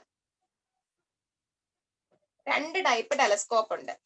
ഇന്റേണലി ഫോക്കസിങ് ഉണ്ട്, എക്സ്റ്റേണലി ഫോക്കസിങ് ടെലസ്കോപ്പ് ഉണ്ട്. ഇന്റേണലി ഫോക്കസിങ് ടെലസ്കോപ്പ് എന്ന് വെച്ചിട്ടുണ്ടെങ്കിൽ അതിന്റെ ഫോക്കസിങ്ങും ലെൻസും ഒക്കെ ഇന്റേണലി ആണ്. അങ്ങനെ പ്ലേസ് ചെയ്തിട്ടുള്ളതാണ് ഇന്റേണലി ഫോക്കസിങ് ടെലസ്കോപ്പ് എന്ന് പറയുന്നത്. നമ്മൾ ടാക്യോമെട്രി, ഇന്നലെ ടാക്യോമെട്രി പഠിച്ചായിരുന്നു. അപ്പൊ ടാക്യോമെട്രിയിൽ യൂസ് ചെയ്യുന്ന നമ്മുടെ ലെൻസ് ടെലസ്കോപ്പ് ഏതാന്ന് ചോദിച്ചിട്ടുണ്ടെങ്കിൽ അത് ഇന്റേണലി ഫോക്കസിങ് ടെലസ്കോപ്പാണ്. നമ്മൾ സാധാരണ യൂസ് ചെയ്യാറുള്ളത്, നമ്മൾ കോമൺലി യൂസ് ചെയ്യുന്നത് ഇന്റേണലി ഫോക്കസിങ് ടെലസ്കോപ്പ് ആണ്. അപ്പൊ അതിന് അഡീഷണൽ ആയിട്ട് ഒരു ഡബിൾ കോൺകേവ് ലെൻസ് പ്രൊവൈഡ് ചെയ്തിട്ടുണ്ടാവും. Double concave lens. അതുകൊണ്ട് തന്നെ അതിന്റെ ബ്രില്യൻസി അല്ലെങ്കിൽ ആ മാഗ്നിഫൈ ചെയ്യാനുള്ള ആ ഒരു അതിന്റെ ഒരു പ്രോപ്പർട്ടി, ആ ക്വാളിറ്റി എന്ന് പറയുന്നത് കുറവായിരിക്കും കേട്ടോ. നമ്മൾ മാഗ്നിഫൈ ചെയ്യും തോറും ആ മാഗ്നിഫിക്കേഷൻ നമ്മൾ ഇൻക്രീസ് ചെയ്തിട്ടുണ്ടെങ്കിൽ അവിടുത്തെ ബ്രൈറ്റ്നെസ്, ആ ക്ലാരിറ്റി കുറയും. ബ്രൈറ്റ്നെസ് അല്ലെങ്കിൽ ക്വാളിറ്റി ഡിക്രീസ് ചെയ്യും കേട്ടോ.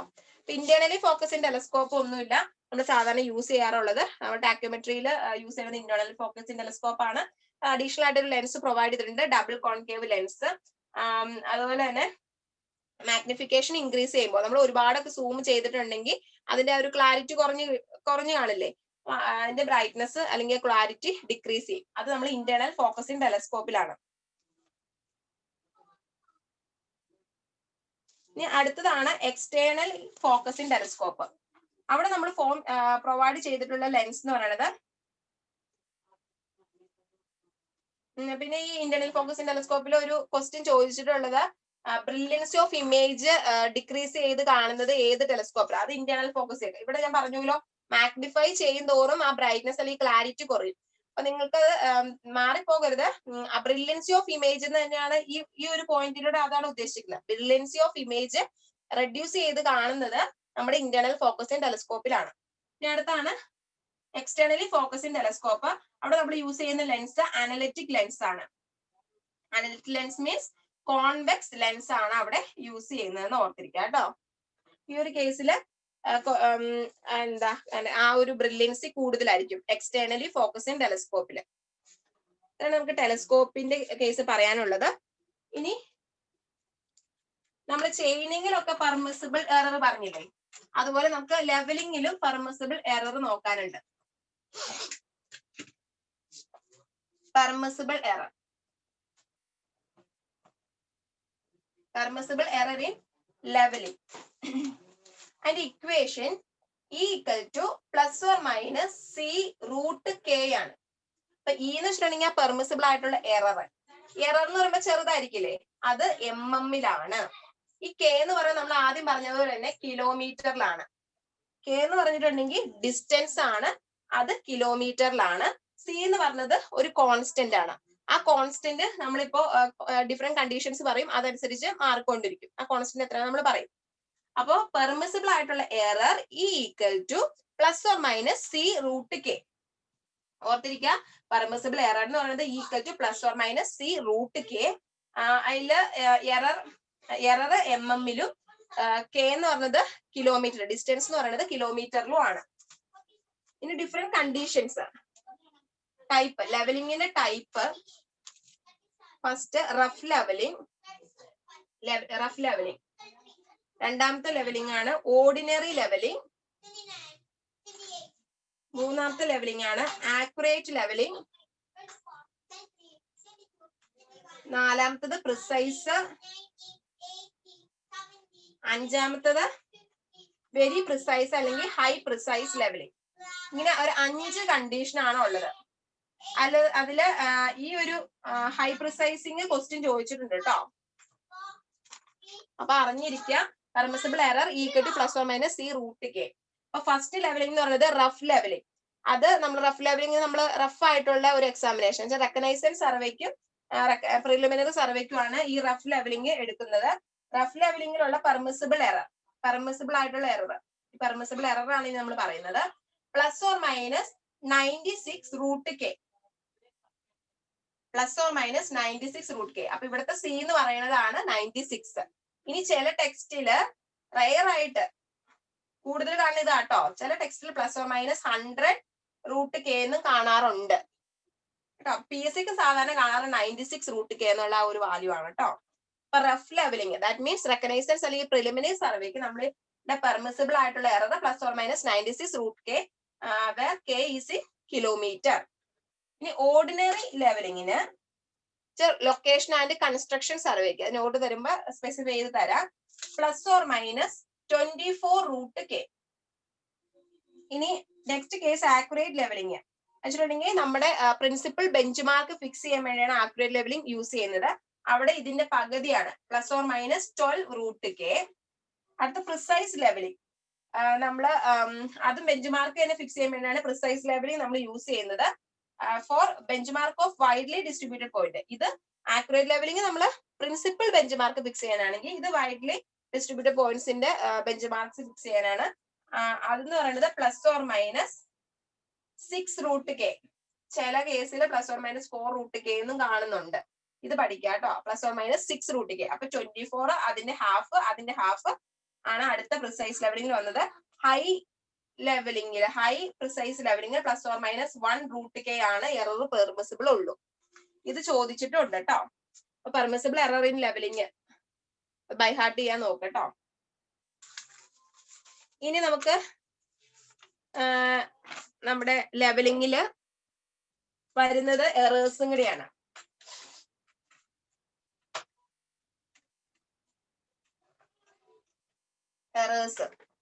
എറേഴ്സ് നമ്മൾ എല്ലാ കേസിലും വരുന്ന പോലെ തന്നെ 3 തരത്തിലാണ് എറേഴ്സ് വരുന്നത്. ഫസ്റ്റ് ഇൻസ്ട്രുമെന്റൽ എറർ, പിന്നെ പേഴ്സണൽ എററും നാച്ചുറൽ എററും.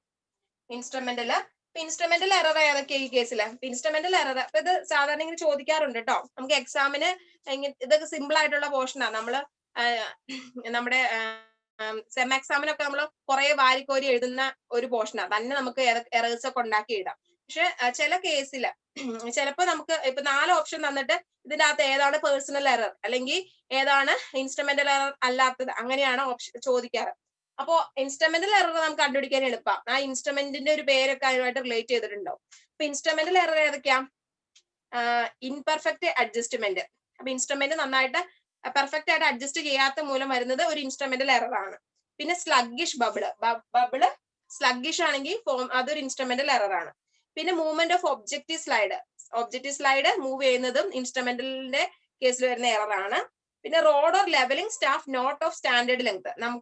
നമ്മൾ ആ യൂസ് ചെയ്യുന്ന സ്റ്റാഫിന്റെ ലെങ്ത് സ്റ്റാൻഡേർഡ് അല്ല. നമ്മൾ പറഞ്ഞല്ലോ 2 മീറ്റർ 4 മീറ്റർ എന്നൊക്കെ നമുക്ക് പറഞ്ഞായിരുന്നു. ഓരോ സ്റ്റാഫിനും സ്റ്റാൻഡേർഡ് ലെങ്ത് ഉണ്ട്. അപ്പൊ ആ സ്റ്റാൻഡേർഡ് അല്ലെങ്കിൽ അവിടെയും എറർ വരാം. പിന്നെ എറർ ഡ്യൂ ടു ഡിഫക്റ്റീവ് ജോയിന്റ്സിനൊക്കെ എന്തെങ്കിലും ഡിഫക്റ്റ് വന്നിട്ടുണ്ടെങ്കിൽ അതൊരു ഇൻസ്ട്രുമെന്റൽ എറർ ആണ്. ഇൻസ്ട്രുമെന്റൽ എറർ നമുക്ക് ആ പേരിൽ നിന്ന് തന്നെ മനസ്സിലാക്കാം. അപ്പൊ നാച്ചുറൽ എറർ, അപ്പൊ ഇതൊക്കെ ജസ്റ്റ് ഒന്ന് വായിച്ചു പോട്ടോ. അടുത്ത് natural error. Natural error means natural features മൂലം വരുന്ന ഹിൻഡ്രൻസ് ആണ് നാച്ചുറൽ എറർ. നാച്ചുറൽ എററിൽ വരുന്നതാണ് ഒന്ന് നമുക്കറിയാം, എർത്തിന്റെ കർവച്ചറും റിഫ്രാക്ഷനും മൂലം ഉണ്ടാവുന്ന എറർ. നമ്മൾ പഠിച്ചുല്ലോ കറക്ഷൻസ്. അപ്പൊ എർത്തിന്റെ കർവച്ചറും റിഫ്രാക്ഷനും മൂലം ഉണ്ടാവുന്നത് നാച്ചുറൽ എറർ ആണെന്ന് നമുക്കറിയാം. പിന്നെ ടെമ്പറേച്ചറിനും വിൻഡിനൊക്കെ എന്തെങ്കിലും വേരിയേഷൻ വന്നാൽ അവിടെ അത് നമ്മുടെ വർക്കിനെ അഫക്ട് ചെയ്യും. അപ്പോഴും വരും ഒരു നാച്ചുറൽ എറർ ഒക്കർ ചെയ്യും. ഇനി അടുത്ത ഒരു എറർ ആണ് settlement of tripod. Settlement of tripod ആണ് ചോദിച്ചിട്ടുള്ളത്. സെറ്റിൽമെന്റ് ഓഫ് ട്രിപ്പോഡ് നമ്മൾ പെട്ടെന്ന് പേഴ്സണൽ എററിന് ഒരു മിസ്റ്റേക്ക് വരാൻ ചാൻസ് ഉണ്ട്. അതാണ് ഞാൻ ഈ എറർ ഇത്ര എടുത്തു പറഞ്ഞത്. സെറ്റിൽമെന്റ് ഓഫ് ട്രിപ്പോഡ് എന്ന് പറയുന്ന എനിക്കൊരു ക്വസ്റ്റ്യൻ വന്നപ്പോ എനിക്ക് തെറ്റിയിട്ടുള്ള കാരണം പറഞ്ഞതാണ്. പെട്ടെന്ന് നമ്മൾ കാല് തെറ്റിയൊക്കെയാണ് നമ്മുടെ സാധാരണ ട്രിപ്പോഡ് സെറ്റിൽ ആവാറുള്ളത്. അപ്പൊ അതൊരു പേഴ്സണൽ എറർ ആയിട്ടാണ് എല്ലാവരും പെട്ടെന്ന് മിസ്റ്റേക്ക് കൊണ്ട് അങ്ങനെ തോന്നാം ചിലവർക്ക്. അപ്പൊ അത് മിസ്റ്റേക്ക് ചെയ്യാതെ നോക്കുക. അത് ട്രിപ്പോണിന്റെ സെറ്റിൽമെന്റ് അവർ ഉദ്ദേശിക്കുന്നത് ആ ഒരു നമ്മൾ വെക്കുന്ന ഗ്രൗണ്ട്, നമ്മൾ വർക്ക് ചെയ്തുകൊണ്ടിരിക്കുമ്പോൾ ആ ഗ്രൗണ്ടിന്റെ എന്തെങ്കിലും ഫീച്ചേഴ്സ് മൂലം ആ ട്രിപ്പോഡ് ഇങ്ങനെ ഡീപ്പിലേക്ക് പെൻട്രേറ്റ് ചെയ്ത് പോവോ, അത് നമ്മൾ അറിയാതെ ചിലപ്പോൾ ആ സെറ്റിൽമെന്റ് നടക്കാം. അങ്ങനെ നാച്ചുറൽ ആയിട്ടുള്ള ആ ഗ്രൗണ്ടിന്റെ ഫീച്ചേഴ്സ് മൂലം വരുന്ന സെറ്റിൽമെന്റ് ആണ് ഇവിടെ അവർ ഉദ്ദേശിക്കുന്നത്. അപ്പൊ സെറ്റിൽമെന്റ് ഓഫ് ട്രിപ്പോഡ് പേഴ്സണൽ എററിൽ വരുന്നതല്ല, അത് നാച്ചുറൽ എറർ ആണ്. ആ ഗ്രൗണ്ടിന്റെ എന്തെങ്കിലും ഫീച്ചേഴ്സ് മൂലമാണ് ആ ട്രിപ്പോഡിന് സെറ്റിൽമെന്റ് ഉണ്ടാവുന്നത്. അപ്പൊ സെറ്റിൽമെന്റ് ഓഫ് ട്രിപ്പോഡ് നല്ല കറക്റ്റ് ആയിട്ട് ഓർത്തിരിക്കുക, അത് പ്രത്യേകം നോട്ട് ചെയ്ത് പഠിക്കുക. അത് നാച്ചുറൽ എറർ ആണ്. പിന്നെ വരുന്നതാണ് പേഴ്സണൽ എറർ. പേഴ്സണൽ എറർ നമുക്കറിയാം, നമ്മൾ ഉണ്ടാക്കുന്ന നമ്മള് ഒബ്സർവേഷൻ എടുക്കുന്ന ആൾ അല്ലെങ്കിൽ ആ സ്റ്റാഫ് ഹോൾഡ് ചെയ്യുന്ന ആൾ ഉണ്ടാക്കുന്ന എറേഴ്സ്. അത് മിസ്റ്റേക്സ് ഇൻ മാനിപ്പുലേഷൻ, ടെമ്പററി ആയിട്ട് അഡ്ജസ്റ്റ്മെന്റ് ഒക്കെ നടത്തുമ്പോൾ എന്തെങ്കിലും മിസ്റ്റേക്ക് വരുത്തുന്നത്. അതുപോലെ തന്നെ റോഡ് കറക്റ്റ് ആയിട്ട് ഹാൻഡിൽ ചെയ്യാത്തതുകൊണ്ട് ഉണ്ടാവുന്നത്. പിന്നെ റീഡിങ് എടുക്കുമ്പോൾ മിസ്റ്റേക്ക് വരുന്നത്, സൈറ്റ് ചെയ്യുമ്പോൾ മിസ്റ്റേക്ക് വരുന്നത്. ഈ എല്ലാ മെഷർമെന്റും ഒക്കെ സൈറ്റ് ചെയ്തു, പക്ഷെ അത് റെക്കോർഡ് ചെയ്യുമ്പോൾ മിസ്റ്റേക്ക് വരാം. അങ്ങനെയൊക്കെ വരുന്നതാണ് പേഴ്സണൽ എറർ. അപ്പൊ നമുക്ക് മിസ്റ്റേക്ക് വരാൻ അതിൻ്റെ അകത്തുള്ള ഒരു ചാൻസ് സെറ്റിൽമെന്റ് ഓഫ് റിപ്പോർട്ട് മാത്രം. അത് കറക്റ്റ് ആയിട്ട് ഓർത്തിരിക്കാൻ നാച്ചുറൽ എറർ ആണ്. ഇത്രയാണ് നമ്മുടെ ലെവലിംഗിന്റെ പോർഷൻസിൽ വരുന്നത്. പിന്നെ ലെവലിംഗിന്റെ 1-2 പ്രോബ്ലം നമ്മൾ പ്രോബ്ലംസ് ഡിസ്കസ് ചെയ്യുന്ന ആ സെക്ഷനിൽ പറയാം കേട്ടോ. അപ്പൊ ലെവലിംഗിൽ നമ്മൾ എന്തൊക്കെ പഠിച്ചത്? ലെവലിംഗിന്റെ ആ ഒരു ഇൻട്രൊഡക്ഷൻ, പിന്നെ ലെവലിംഗിന്റെ ഇൻസ്ട്രുമെന്റ്സ്, കുറെ ടേംസ്, ലെവൽ സർഫസ്. അപ്പൊ ആ പറഞ്ഞതൊക്കെ ഓർത്തിരിക്കാം. കുറെ ടേംസ് പഠിച്ചു. പിന്നെ നമ്മൾ ലെവലിംഗിന്റെ പ്രൊസീജിയറിൽ വരുന്ന 2-3 ടേംസ് പഠിച്ചു. പിന്നെ ലെവലിംഗ് ഇൻസ്ട്രുമെന്റ്സ് പറഞ്ഞപ്പോൾ ലെവല് കുറെ ടൈപ്പ് ഉണ്ട്, സ്റ്റാഫും 2 ടൈപ്പ് ഉണ്ടെന്ന് പറഞ്ഞു. പിന്നെ നമ്മൾ 2 മെത്തേഡ്, ഹൈറ്റ് ഓഫ് കൊളിമിനേഷൻ മെത്തേഡും റൈസ് ആൻഡ് ഫോൾ മെത്തേഡും. പിന്നെ കറക്ഷൻസ് വെരി ഇമ്പോർട്ടന്റ് ആണ്. ആ ഇക്വേഷൻസ് മസ്റ്റ് ആയിട്ട് പഠിച്ചിരിക്കുക കേട്ടോ. പിന്നെ സെൻസിറ്റിവിറ്റി ഓഫ് ബബിൾ ട്യൂബ്, അത് ഡിപ്പെൻഡ് ചെയ്യുന്ന ഫാക്ടേഴ്സ്, ഇൻവേഴ്സ്ലി പ്രൊപ്പോർഷണലും അതുപോലെ തന്നെ ഡയറക്ട്ലി പ്രൊപ്പോർഷണൽ ആയിട്ടുള്ള ഫാക്ടേഴ്സ് ഓർത്തിരിക്കുക. ടെലസ്കോപ്പിന്റെ 2 ഡിഫക്ട്സ്, അതിന്റെ ക്വാളിറ്റീസ്, 2 തരത്തിലുള്ള ടെലസ്കോപ്പ്, പിന്നെ ലെവലിംഗിൽ പെർമിസിബിൾ ആയിട്ടുള്ള എറർ, പിന്നെ എറേഴ്സ് ഇൻ ലെവലിംഗ്, ഇൻസ്ട്രുമെന്റിലെ പേഴ്സണൽ നാച്ചുറൽ എറേഴ്സ്. ഇത്രയാണ് നമുക്ക് ലെവലിംഗിൽ നോക്കാനുള്ളത്. പിന്നെ HI മെത്തേഡിന്റെ ബേസ് ചെയ്ത് 2-3 ക്വസ്റ്റ്യൻസ് അത് ഞാൻ പറയാം. അത് ഒന്നുമില്ല, ഞാൻ ആ പറഞ്ഞ ഇക്വേഷൻ സബ്സ്റ്റിറ്റ്യൂട്ട് ചെയ്ത് കിട്ടുന്നതൊക്കെ ഉള്ളൂ. പിന്നെ അഡീഷണൽ ആയിട്ടുള്ളത് പറയാട്ടോ, അത് പ്രോബ്ലം ഡിസ്കസ് ചെയ്യുമ്പോൾ പറയാട്ടോ. ഓക്കെ, നമുക്ക് വൈൻഡ് അപ്പ് ചെയ്യാം. Thank you.